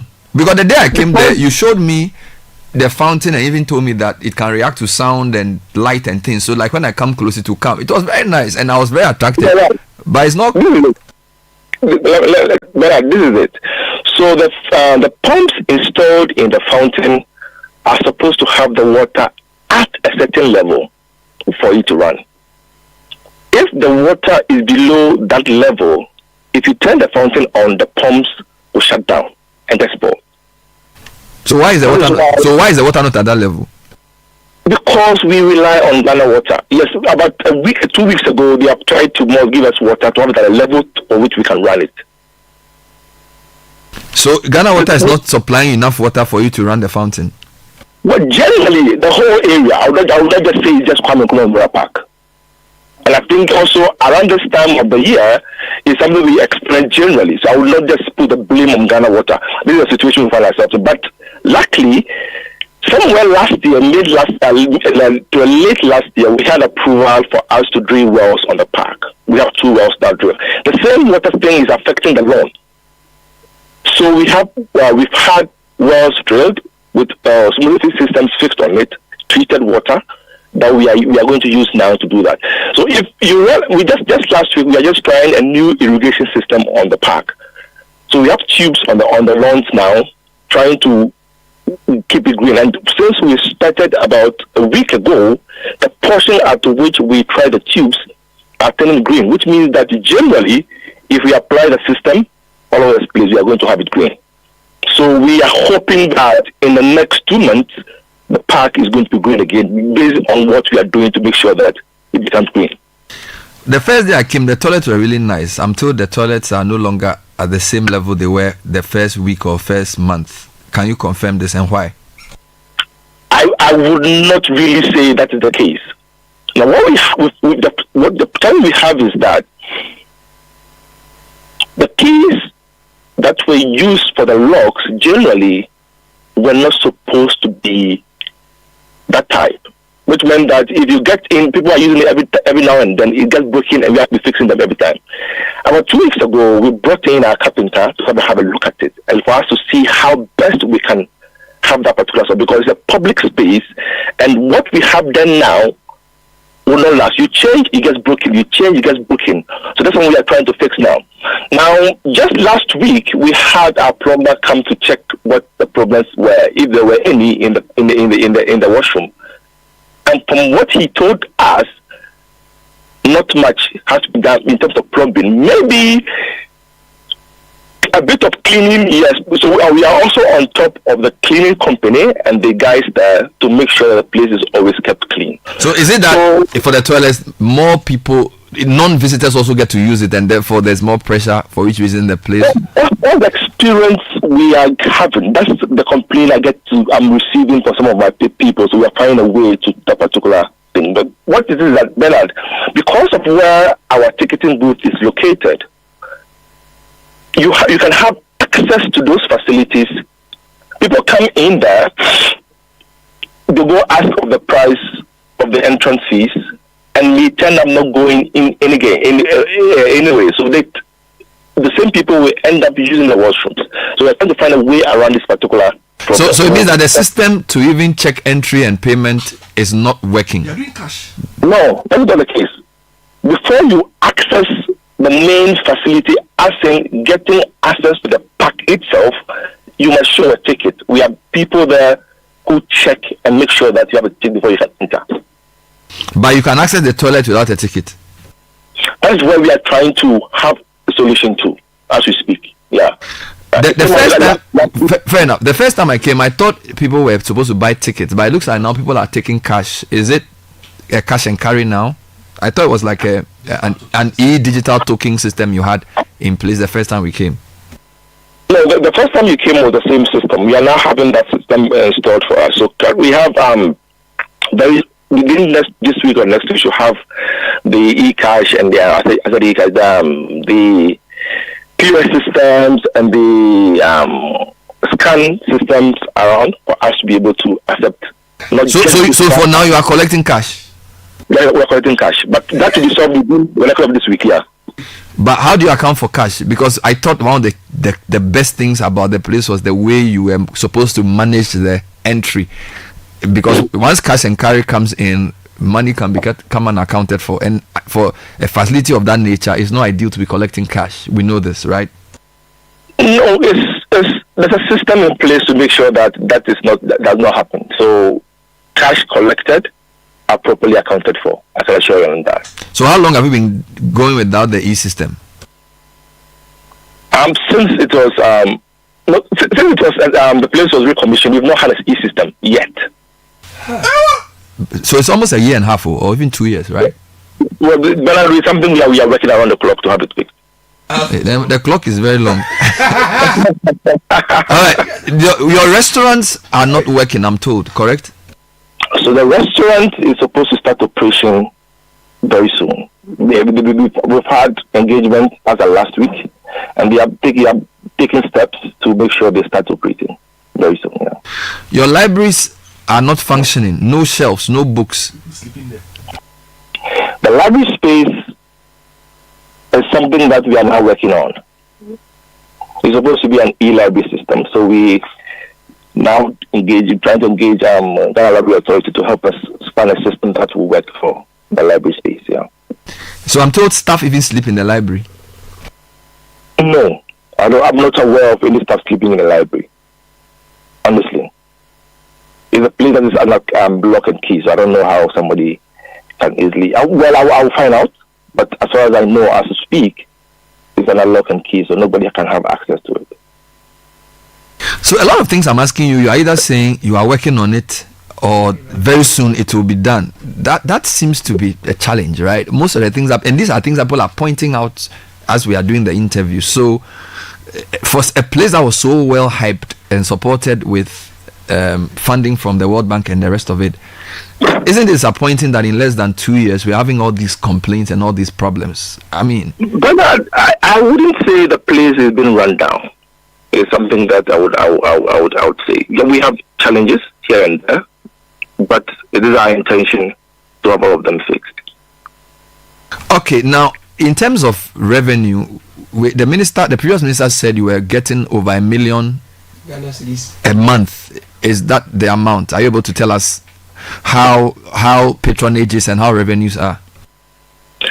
So by the close of last year, generally, we had about almost 330,000 people passing through the facility. 330 persons per day? 330,000 people the whole year. Doesn't put the whole year, okay. So the whole year. And since the place was recommissioned by His Excellency, the former president, we've made about 11 million cities to the government of Ghana. And this IGF, is that what you used to run the place, or how does it work? Do you use all this revenue to run the place, or you?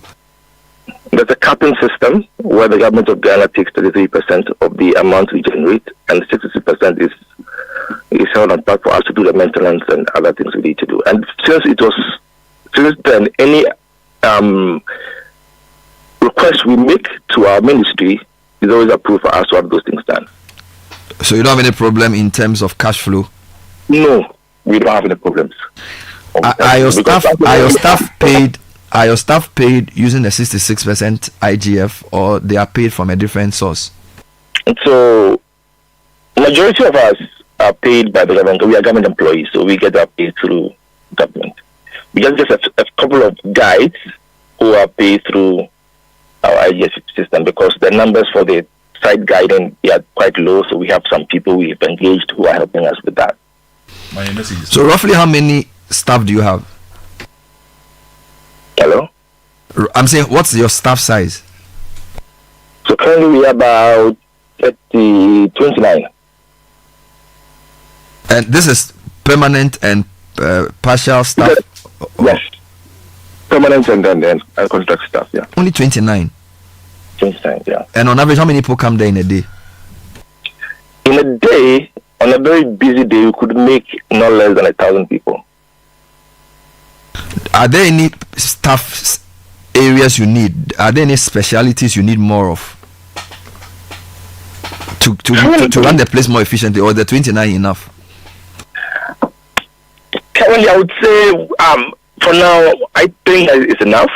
Just that we are trying to get engage someone who is a permanent hand for the cleaning and the running of the fountains. This is what the next thing we are doing. Yeah. All right. Have you brought any new exhibits since we came there for the first day? I mean, the Nkrumah place was really nice. I saw some old car and stuff like this.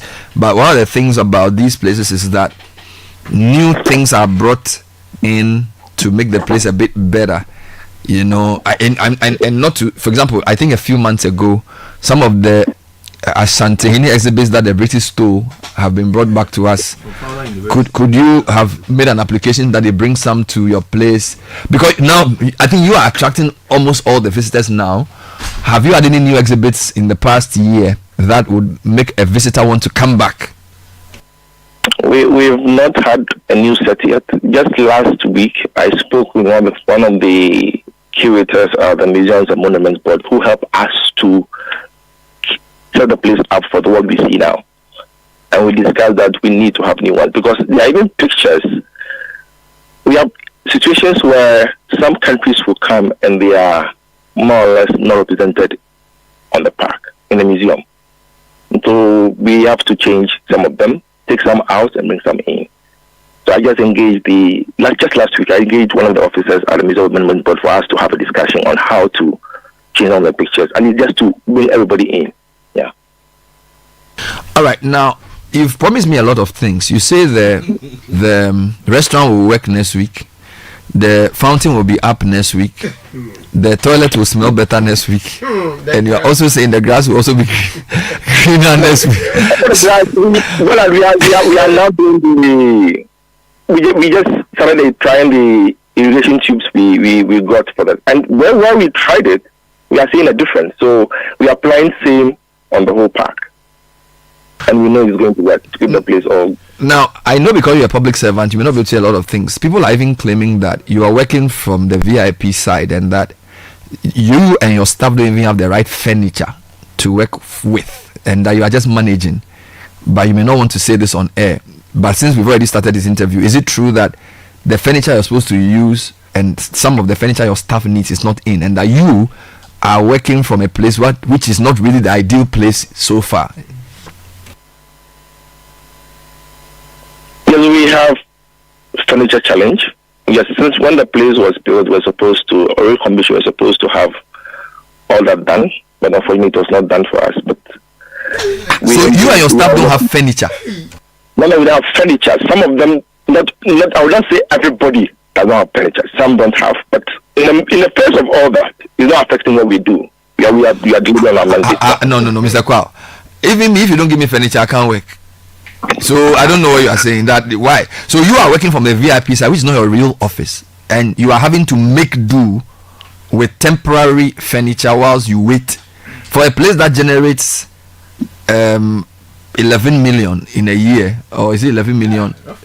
Since it was, why don't you have furniture? Who is keeping your furniture? So we currently have appealed to the procurement department of the Ministry of Tourism, of Arts and Culture for us to help us with the procurement system. And then they are helping us with that. So we hope very soon, even with this, that will make them quickening up the space for us to have the things installed for us. Okay, just to help my understanding, and I really thank you for your patience. Just my understanding of the way this works.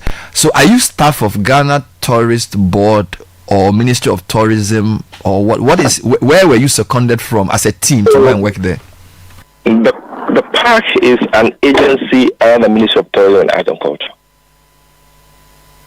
So we report directly to the Ministry of Tourism and Agriculture. As an agency? Yes.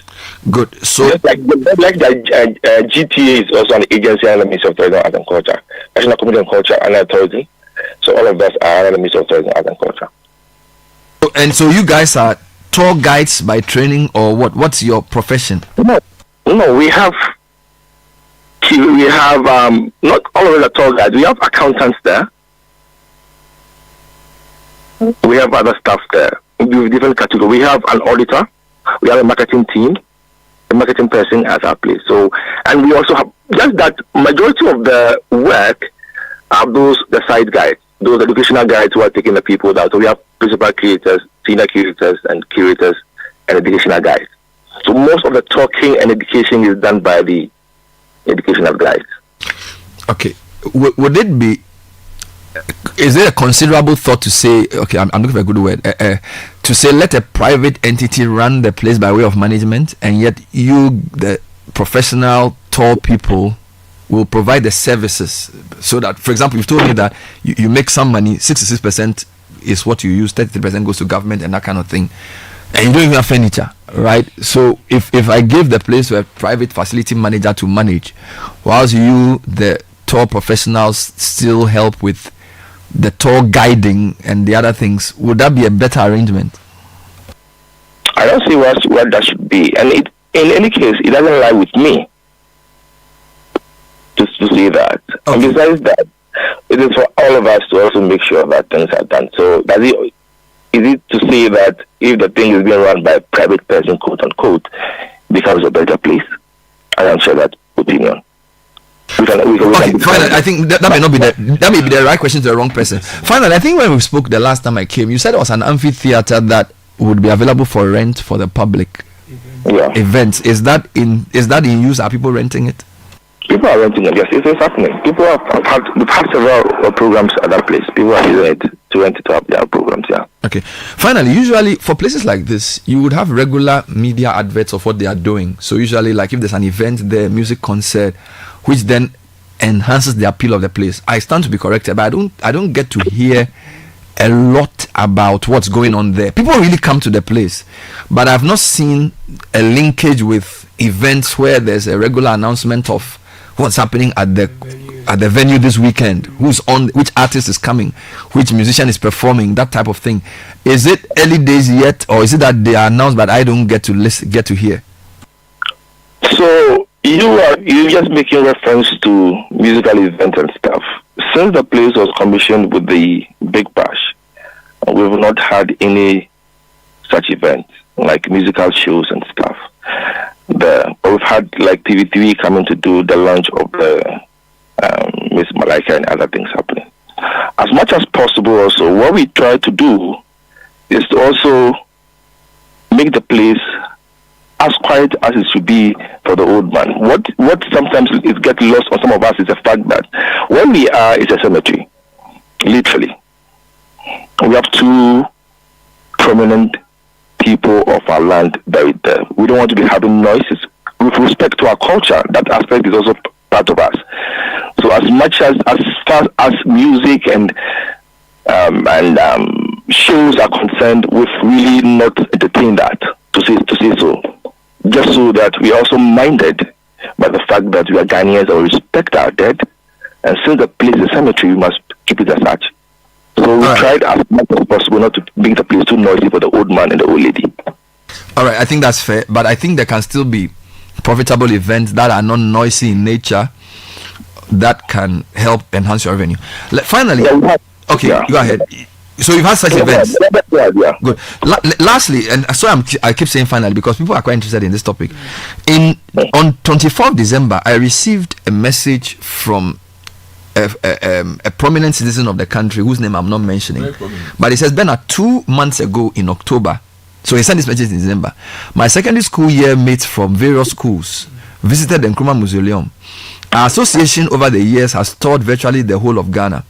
At the mausoleum, we were shocked at the extent of misinformation and disinformation from both the tour guides and in the written description of the exhibits, including spelling mistakes and grammatical errors. As octogenarians who have lived our history, we could not help pointing these out. We had similar experiences at most of the places we had visited in the past, including Amejofe and my hometown. The tour guides at the mausoleum took our phone numbers and promised to arrange for us to meet the manager for further discussion. I am still waiting. Our next scheduled visit is in February. So I don't know if this has come to your attention, because this was obviously not you they spoke to. They said they met some tour guides. These are people in their 80s who say that there was a lot of disinformation in the tour guiding, and that there were spelling mistakes and grammatical errors in some of the things written there. I haven't seen this myself, so I'm just conveying the message to you.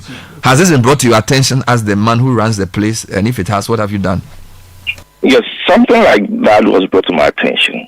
But as I said earlier, we have about 5 permanent guides and additional 9 guides, and also service personnel and those doing attachment.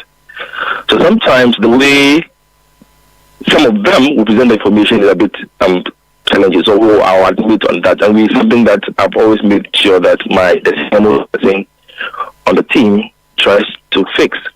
Now, with museum generally, exhibitions, if I would say so, critique is part of what we do. If you go to a museum and you don't have something to criticize about, it's not. Of course, it's for you to also see how you can work around it.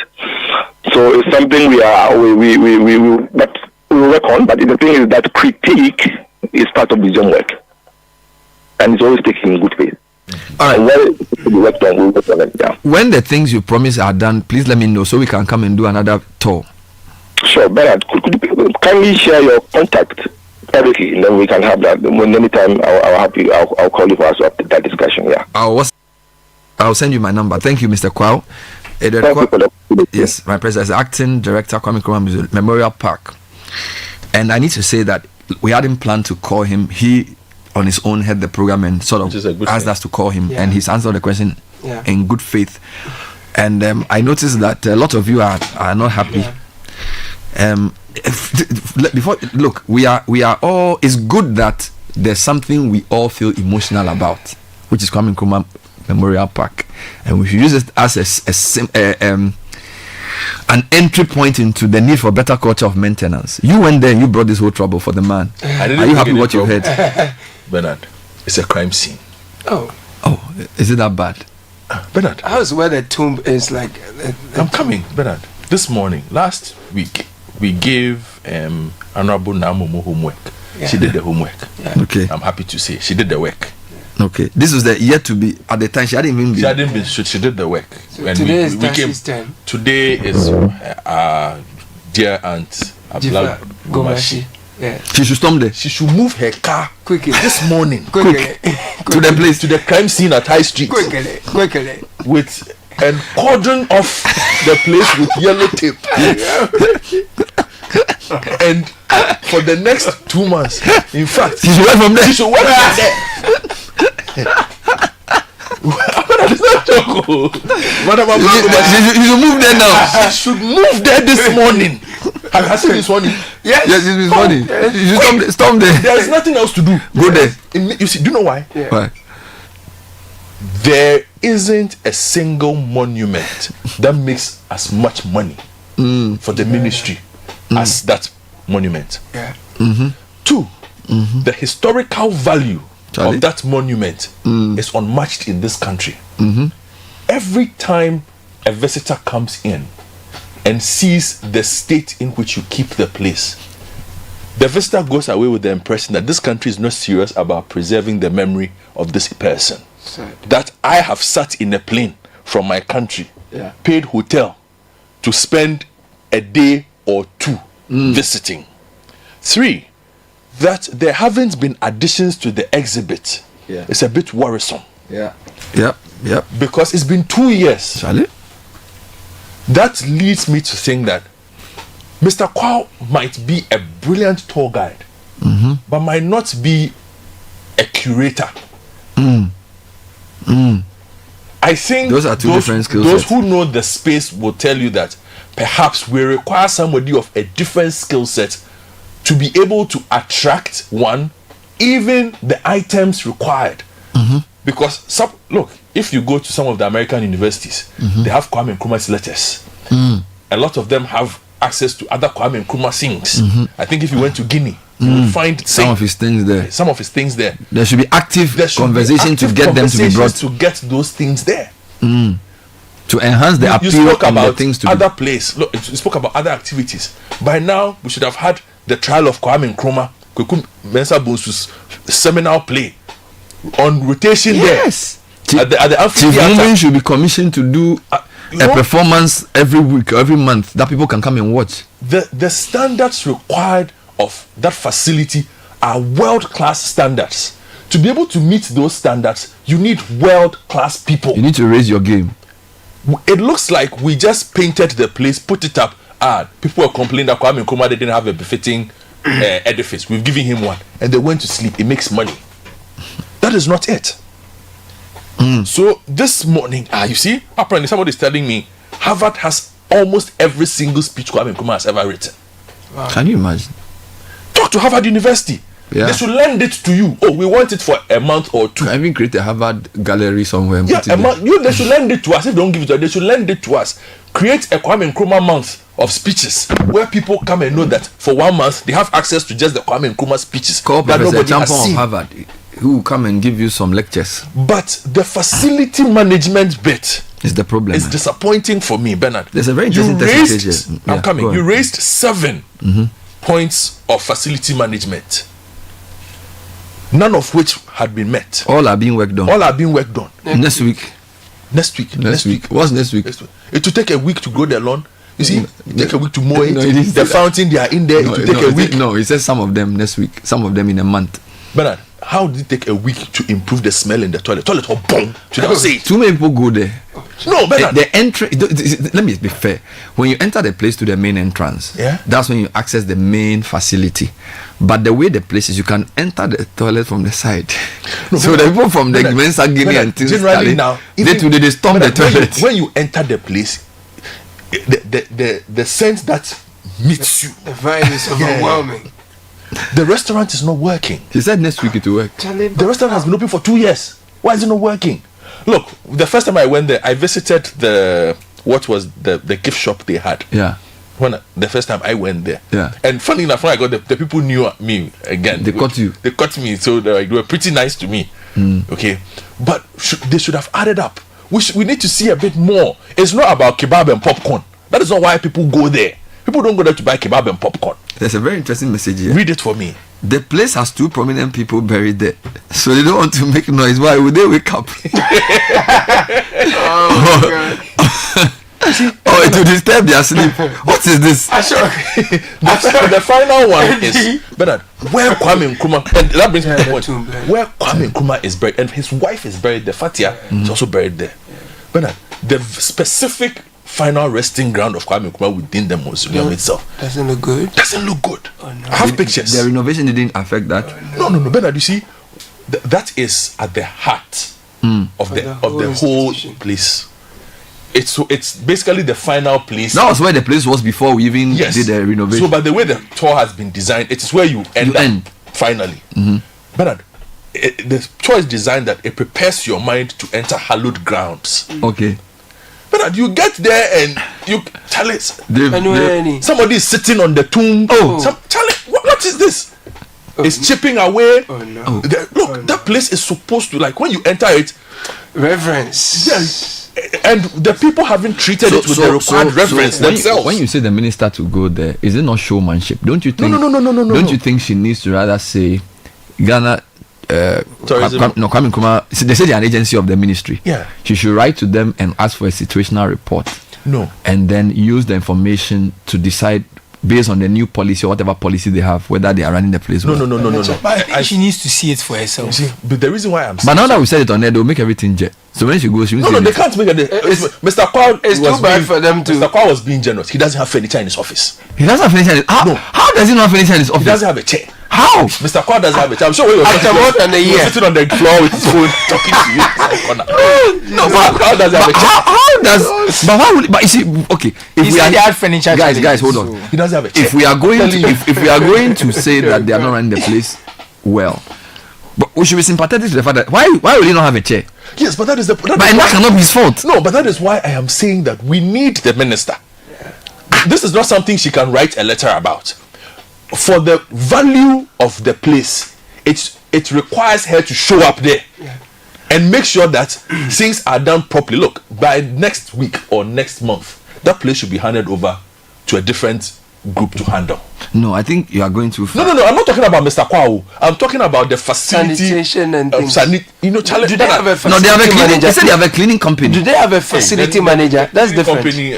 Let's read some comments. But there is one here. The man doesn't have a chair. But let me start this comment. It was written on Facebook on 28th April 2024. Okay. As far back as April last year. As I travel across the country with tourists day in, day out, it's become evidently clear most of the managers and administrators of these tourist sites or facilities don't care about the entrances of these sites. Take the case of the newly renovated entrance of the Kwame Nkrumah Mausoleum and even the compound.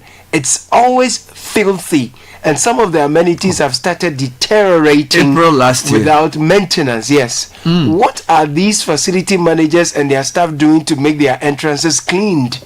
They are only interested in taking fees and charges from tourists. This is Nana Afriye Mensa Buedu. He's a tourist. He's a tour guide. And he's been taking people around. This is April 2024. And before Caleb comes in with the messages, Bernard, for me the most worrisome part was the lack of accountability I won't say lack of accountability, but the system that had been put in place for revenue generation, the e-card, the digital tokens, which some way, somehow has been turned into a cash and carry system. Bernard, that is not good. And you asked the question. It was one of the, in world-class management of facilities like that, you don't pay cash. No. The only place you spend cash is at the gift shop or when you are buying some drink or some water. True? True. So why have we spent over a year and a half paying cash at this place and it has not bothered anybody? The ministry has not picked up on this. You see, because that is where corruption starts from. Yep. I am sure the thing was working in the first week and somebody was like, hey, the best is let's do our thing again. But they need to change that system immediately. Thank you. Let's read some more comments. Yes, Caleb, my name is Angela. I visited the park the second day after it was commissioned. The bathroom was terrible. I believe it's more of attitude and a sense of duty. We have become a people who do not care about our history, and it is sad. Okay, hello guys. Hello. Please check out the Kaya building at Medina. It's an eyesore. Probe the shoddy work done. Ni Penisam Mempasam send that through. Okay. Good morning, Bernard and Morning. team. Godfred is not lying about the KNMP at all. Okay, we've read this. Hello guys, good morning. I passed by the museum at night and some of the lights on the signage on some of the letters of Kwame Nkrumah Mausoleum are off.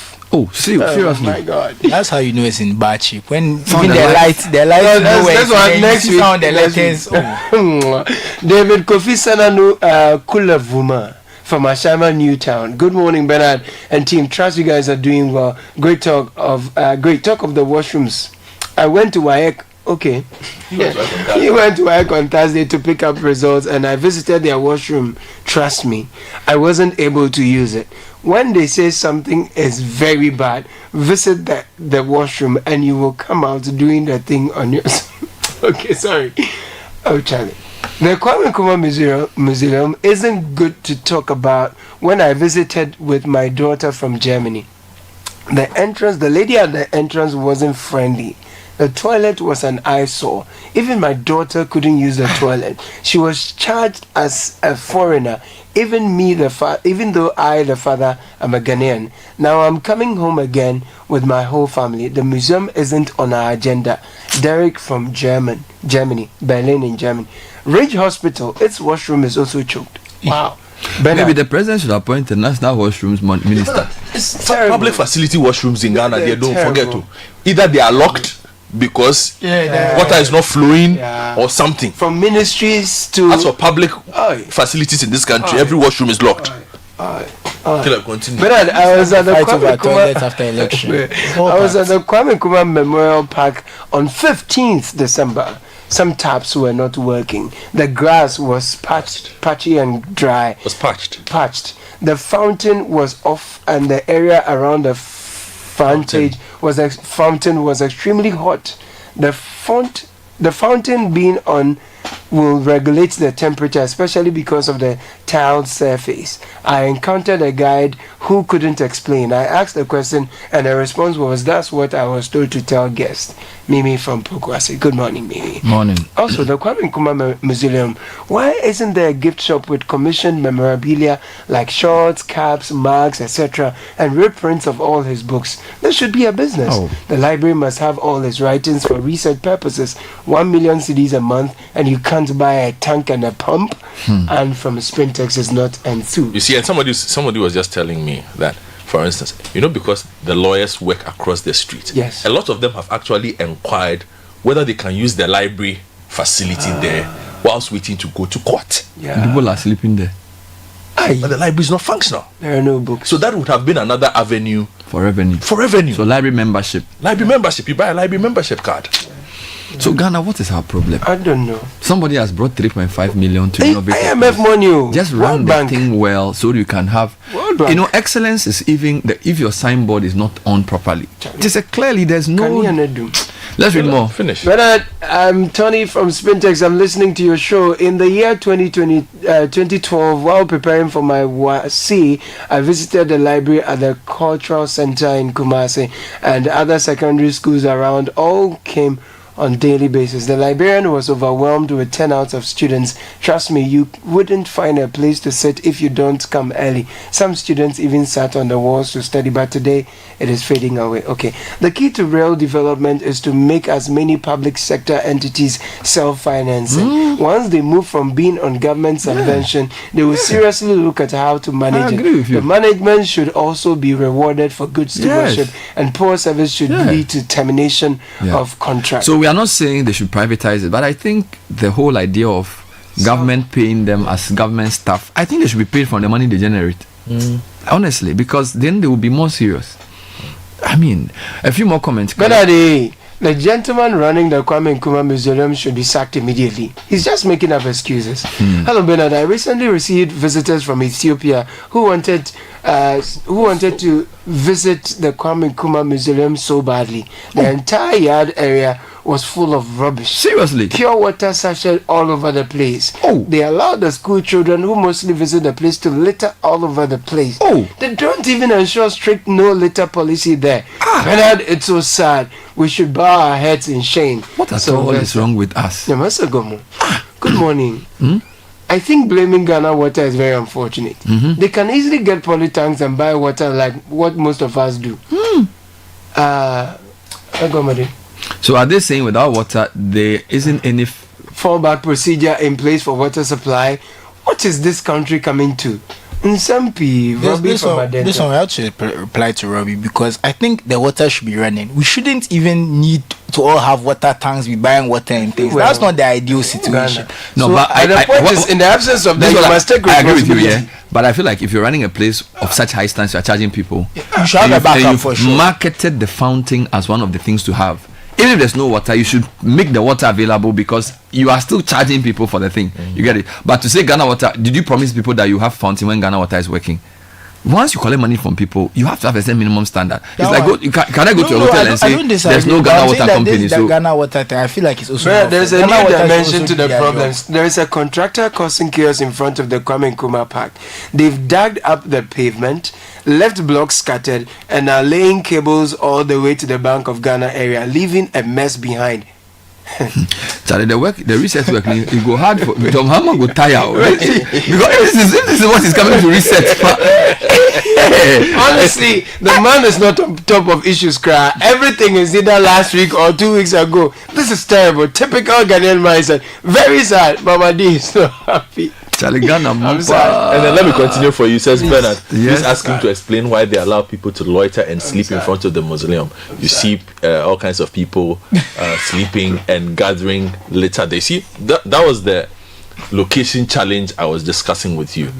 The location makes it very difficult to keep the general surroundings clean, because it's trading center. That is Accra. It's right in the middle of Accra. It shares a parking lot with the VAG, the Veterans Association side of town. Then across the street is the courts. Down there is Accra, Makola, all those things there. You know, so either they find a way of creating a buffer. So they create like 2 zones, and then say that this whole area is Kwame Nkrumah. So for instance, you see what they've done with Nana Akufo-Addo's place at Nima. See, they've created buffers. So every area that falls within his buffer, even though it's a very densely populated place, you don't try going to that part at all. You don't try entering his buffer zone. That is what they should do around that enclave if they want to keep it clean. Nobody will piss there, nobody will litter there, because you have to go through maybe 2 different zones to access the place. I hope you understand. Yes. Let me add a few more. Auntie Jifa must start her work from the place. Kofi Intema says, good morning, guys, please. Okay, this one's not very excited about Mr. Kwao, and says, Bernard, is there a way the ministry and Minister of Tourism is listening? The KNMP is a high selling point. It would be so disappointing to have it lose value. This one says, as a library and information manager, I would say the KNM was built without a professional plan for the library. Even with an e-library, the manual structure will be the take-off base for a good lasting e-library. Most of the collections on post-independence and Kwame Nkrumah collections are hardcore information. The fact is, Ghana does not have a national library, and neither do we have a National Information Commission. This is Charles from the Ghana Library Association. Hard copy. Just a national library. Good morning, Bernard and Co. The facility is close to the shore and therefore needs thorough cleaning with good anti-rust detergents and sanitizers. We need to keep and this is something a building specialist spoke to me about. He says that they are not using anti-rust material on some of the railings and stuff, so it's deteriorating. I have seen a fruit and agric fair at the Nkrumah Park. Is that the right venue for that? Okay, so they are trying to raise revenue there. Good morning. Please, what's going on at the Kwame Nkrumah Park is a testament of the failure of the Art and Tourism Ministry under the previous administration. Gadose from Kwashibu in Santa Maria. So let's just wrap up by saying that the Minister for Tourism, you say, has a big job to do there immediately, because this is like our foremost tourist site in the capital. Country. In fact, when we looked at the list of tourist sites visited, apart from the Brie Gardens, this is probably the most visited place. Yes. So she should go there and do what? Cordon off the place with the yellow tape and do what? Cross. And then do what? And get the people to work, and perhaps see how she can find Mr. Kwao a chair to sit on. Talk to Ghana Water to get the fountain on. Have a conversation with the cleaning company as to what they can do to keep the washrooms clean. How to perhaps talk to a paint company that every quarter they paint the place. And then they say refuse is left all over. Charlie. Yeah, because of where the place is. As for the refuse, but it is because of, you see, the refuse they're talking about, I know where it is. You know, when you enter to park your car, yes. From that point before you enter, the whole place is sandy and dirty. It's dusty because it is chrome. So Ghana maybe. No, but it's. I mean, so this up because this is a place that we really pushed when we saw the place. Like, this is a good thing. Sweet. It gives us some sense of pride. If we can't even keep such a place, it's so disappointing. Honestly, it's so disappointing. We've done the same thing to the Black Star Square, the Independence. They're trying to fix the Independence Arch for now. I've seen some renovation work ongoing there. Hopefully they do it. But the Independence Square itself, Bernard, it's in a very poor state. The Independence Square itself, and a lot of people, when you are going, that is where they park the tourist buses when they arrive. For them to walk, and they're supposed to be part of the tour. Have you seen the state of the Independence Square? That you think when the president's inauguration was, why do you think they covered the place with carpet? They had to photos because there is no way you want to showcase what the Independence Square is in its true state to the world. I think we need to call Ghana Water too, because they've chopped stray bullet here, but not just that, because there are some people complaining about lack of water. So I will deal with that shortly. You have sort of. It was innocent. You brought my spirit down. But it was an innocent thing. I did not think that people were that concerned. But just this also reminds me. I don't recall seeing a feedback box. Okay. There, because a lot of, if you look at the messages you've received, Bernard, I am sure a lot of people would have given some feedback, or if they had a website, because if people have to review this thing online, it means that I just wanted to give, if you don't find a suggestion box or anything like that, Google reviews. Google, you can review on Google. So use Google reviews, because it actually shows when people. Who told that they are interested in reading? But I'm just saying, if they have an opinion, their ratings will drop. And when people Google it, all those things will be written. But we don't want that to happen. We want we want the people to step up their game. They will step up. The Google reviews is a reflection of what's happening. We should get him the chair. The chair is important. You can take that chair. Who is going to run the Ghana Tourist Authority? Now he presents as if it's a different agency to the Tourist Authority. They are not even under the Tourist Authority. It was like he's just directly under the ministry. That's why I mentioned the minister's name. But the Ghana Tourism Authority, have they named the CEO yet? Efua Wajetu. Yeah, that's a woman. Image Consortium. Yeah, because Efua Wajetu. That's interesting. That's the name. Pundits, and they thought they were of the view that someone else should have. She's replacing Akosi Ajimai. That's what I'm told. Yes. She has work to do. A lot of work. You see, being that even Akosi Ajimai, with all his expertise, look at the state of the place. And he did a lot of good things. Akosi Ajimai did very well. He did a lot of good things. He has big shoes to fill, replacing Akosi Ajimai, because he was a man of the industry. Yeah.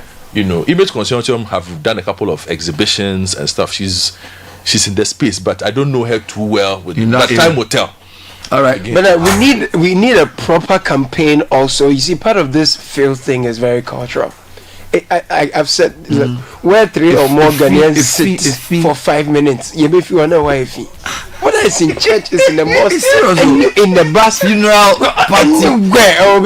I don't. You see, when you drink, just keep the thing in your bag and throw it somewhere. Even after today, I'll be in a car and I'll see somebody who eats granuts. And he just throws the banana peel outside. Honestly, from a big part of this is we need to find a way of fixing this into our social cycle. It's very cultural. We are dirty. Honestly, it's terrible. To be honest, it's not nice. Oh Christ.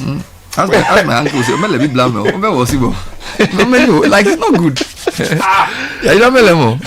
Over to you. I'll finish. The thing you're doing, it's not in the Bible. It's not good. Exactly. Let me do this. Oh no, man. Oh, yes, Christo. But if you're looking for litigation-free land, please contact Royal Kingdom Estates. They are specialized in land acquisition, construction, design, property management, and more. They have properties in prime areas like Ebri and Accra, with land starting at 90,000 cedis. They offer flexible payment plans, affordable homes ranging from 2 bedrooms, premium furnished apartments for short rentals in East Airport. Please visit them at opposite Soul Clinic International School. Call this number 055 755 909 or 0272 77 880. Send them an email, info@Royal Kingdom Estate. Royal Kingdom Estate, building communities, nurturing dreams. Now, when you buy anything, it has to be the very best. Diamond 42.5 hour grade cement is the highest quality on the Ghanaian market. Now, we have the affordable 32.5 hour grade, which means there is a good deal for everyone. So please, you deserve the very best. Make Diamond Cement your number one choice for all your building needs. Locate Diamond Cement Ghana Limited nationwide with factories in Aplao, Takrady, and Buepe. 0244 313 368 0540 111 978 0202 021 175. These are the numbers. Diamond Cement, still as hard as a diamond. I think we should declare a national washroom emergency. A listener is telling me that they went to a health center in the central region. Yeah. And I cannot believe that the health center doesn't have a washroom. They don't. Oh, how? Yeah. He said, I went for a funeral and somebody ended up at a health center. So we went to the center to use the washroom, can you believe that the health center doesn't have a washroom? Sure. But you know, a whole health center doesn't have a washroom. We need a national toilet emergency. I have a friend who actually she sincerely believes that Ghanaians don't know how to use bathrooms because she feels like every time she goes to public places, the state of the washroom is like people don't know what they are doing. Maybe we should teach our kids. Maybe we are not taught well. It's not even just about. It's also about I have a bigger concern about the availability. So Bernard, if you are caught up in the high street area with an emergency, you will die. Where would you go? Let's just ask ourselves: if you were in Cantamanto, and you are caught up with an emergency within Cantamanto, this thing will catch you. Where will you go? Yeah. And if you went there, would you still be able to do the do? There are even some eateries and job bars. They don't even have but those are specifics. I'm talking about public. So what should the solution be? Now that's something that our municipal, our MMDAs again must have a serious conversation about. One street, one toilet. No. But you see, if we planned properly, most of these facilities come with, for instance, and again, I think we are not using. It's how we locate our filling stations. So there was a day I was driving from one state to the other with family, right? And so we had an emergency because there are kids around. So you see a sign and you see a rest stop, and immediately you just make a round and you go to the filling station, park your car, and you know that you will have access to a washroom. All you might need to do is perhaps purchase a bottle of water or something. I hear you, Charlie. But I'm just saying that, like in our heavy, like we don't have enough public washrooms or public rest stops or just places where you can ease yourselves in places where we have a large population. That's the point I'm making. So Accra, if I'm within Accra, if I'm Agbobulusi, where will I go? That's a market. Kaneshi Market. If I'm caught up in Kaneshi Market on a normal market day. But too rough. Ashama bus station. You squeeze into Obagbi. Nigeria jaga. Everything's scatter. This is the Citi Breakfast Show. The city's biggest conversation. Protect yourself from germs and bacteria with confidence. Cleanse hand soap effectively kills 99.9% of germs with every use. Perfect for all your hand washing moments throughout the day. Available in a variety of variants and delightful flavors. Choose Cleanse for yourself, your family, and friends. Make Cleanse your daily essential.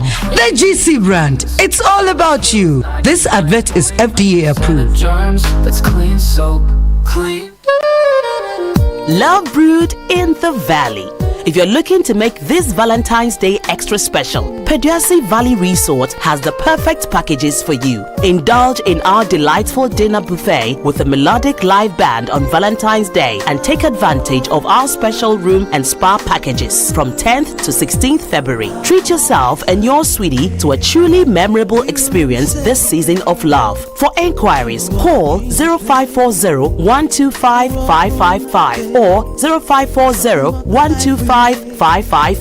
Peduasi Valley Resort. Live life. High school sweethearts, baby. You know, even then I knew it just. The Heritage Caravan 2025 is officially sold out.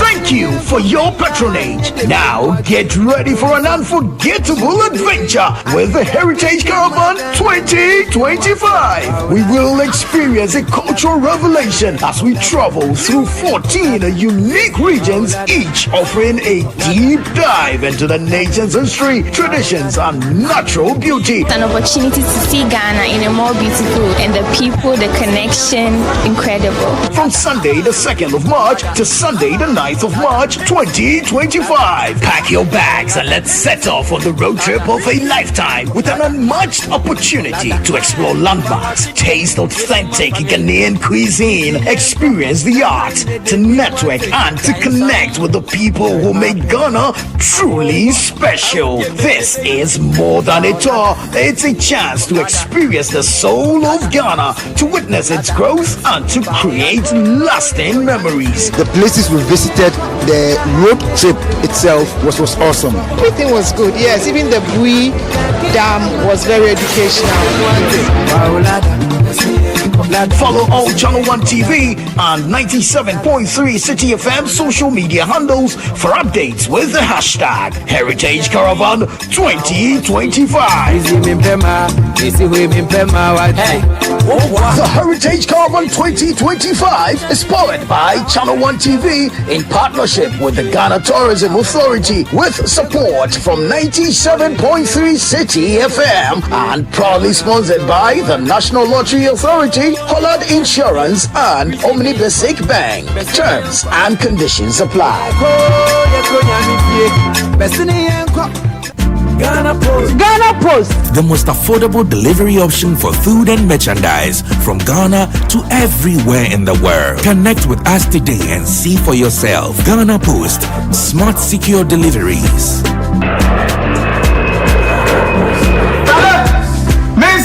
Package, no.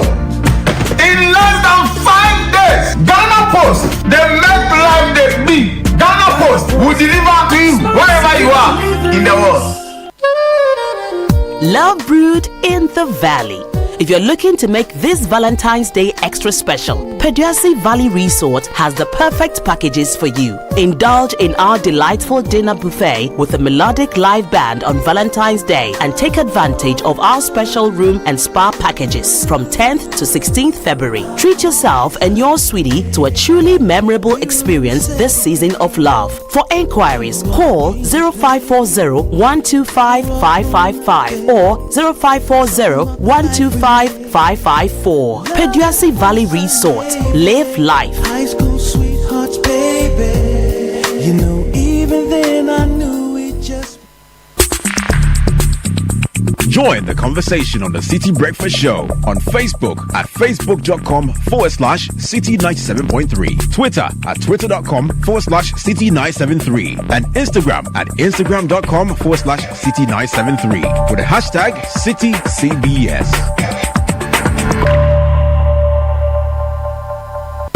The Citi Breakfast Show. Rise above the noise.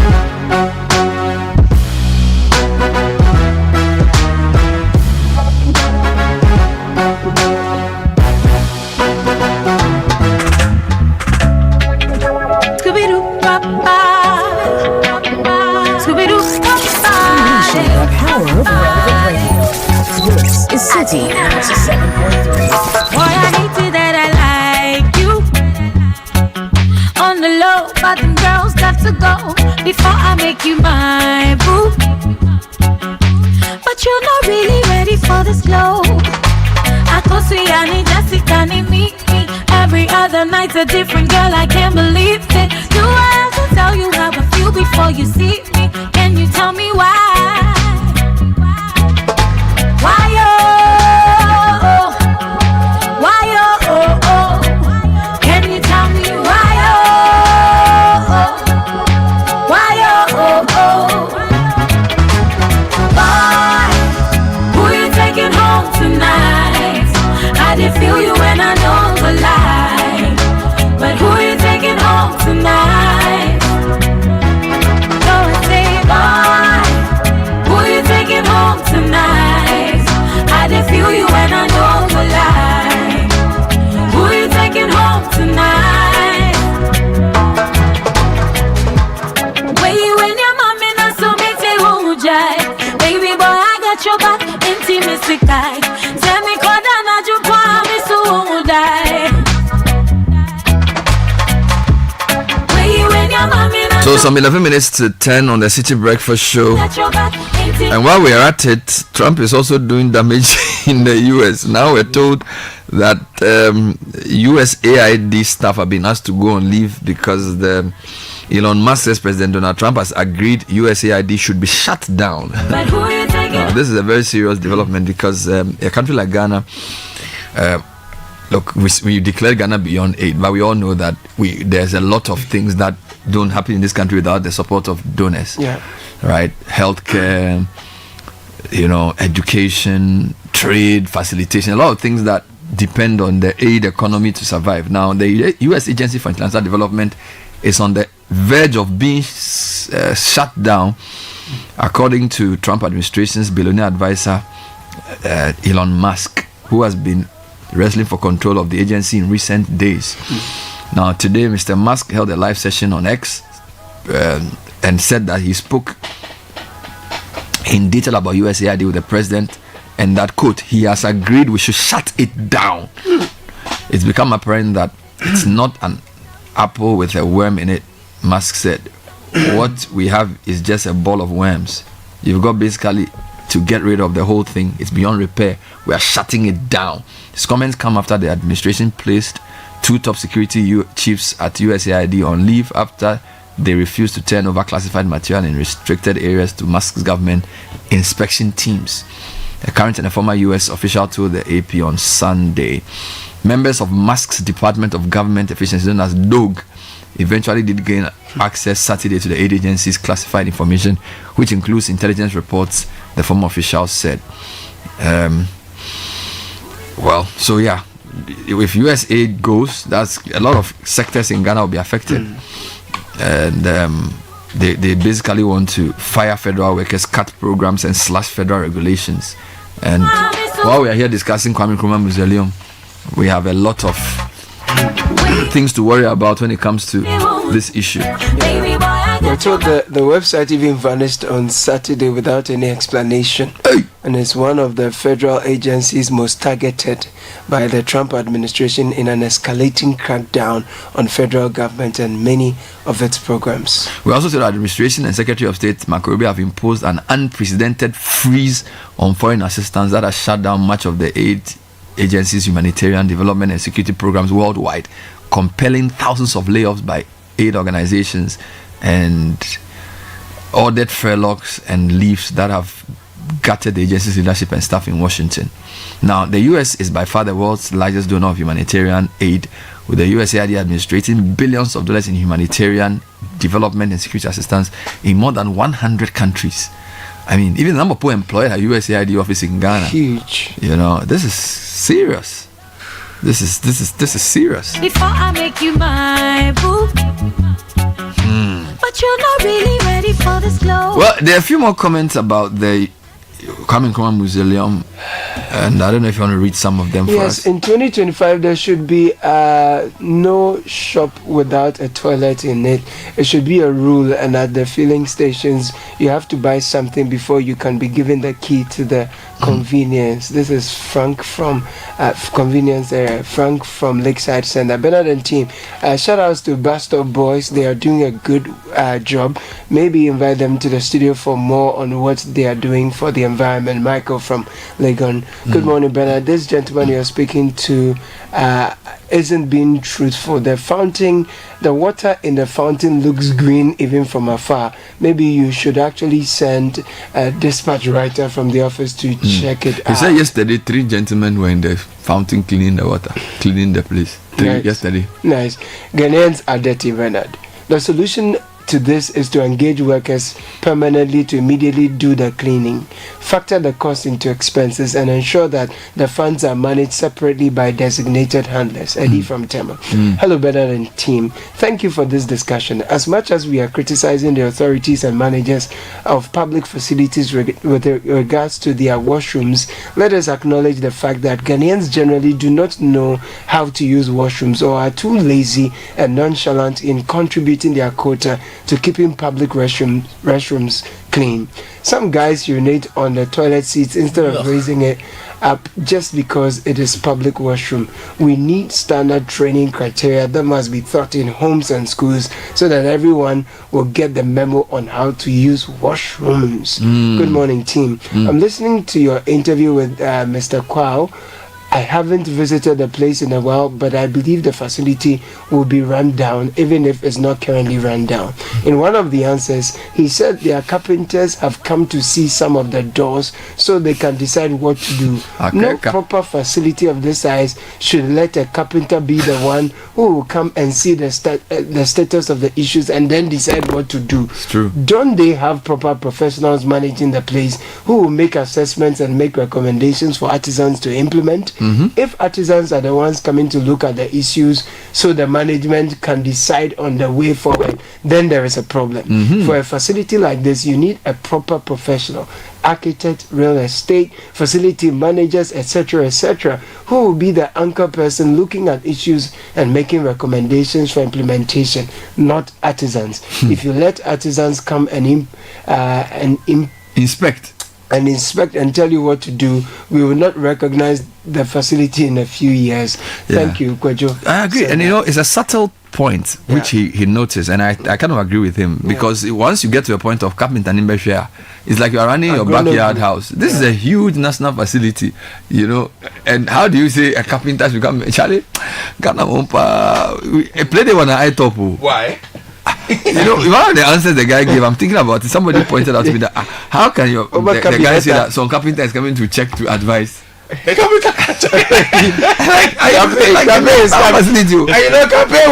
tell Cafe to come tomorrow, he will come next month. No, if not even that, a carpenter is an artisan giving you a solution for a defect. But this person is saying that we should really have a facility managers or some architect or somebody looking at the whole thing. And if it requires the work of a carpenter, but once a carpenter is the one coming to advise you on what to do, it's actually, Anyway, last one regarding washrooms. The mindset starts from our schools. Leaders of schools fail our children by not teaching them how to manage the washroom and use it right. At Rich Hospital Emergency, there is only one washroom for patients. Rich Hospital Emergency, not even well cleaned for most of the time. A whole Greater Accra Regional Hospital Emergency Unit. It's pathetic. I think more private people must invest in creating washrooms for public use. I hear there's one such at Mokola Fire Service area, which is very expensive and well patronized too. And why would it not be well patronized? Let's invest in toilet. That's what I'm thinking. Let's do it and put cents there. The people who have the resources and come enjoy that. 100 cedis a poop. When love used to rain,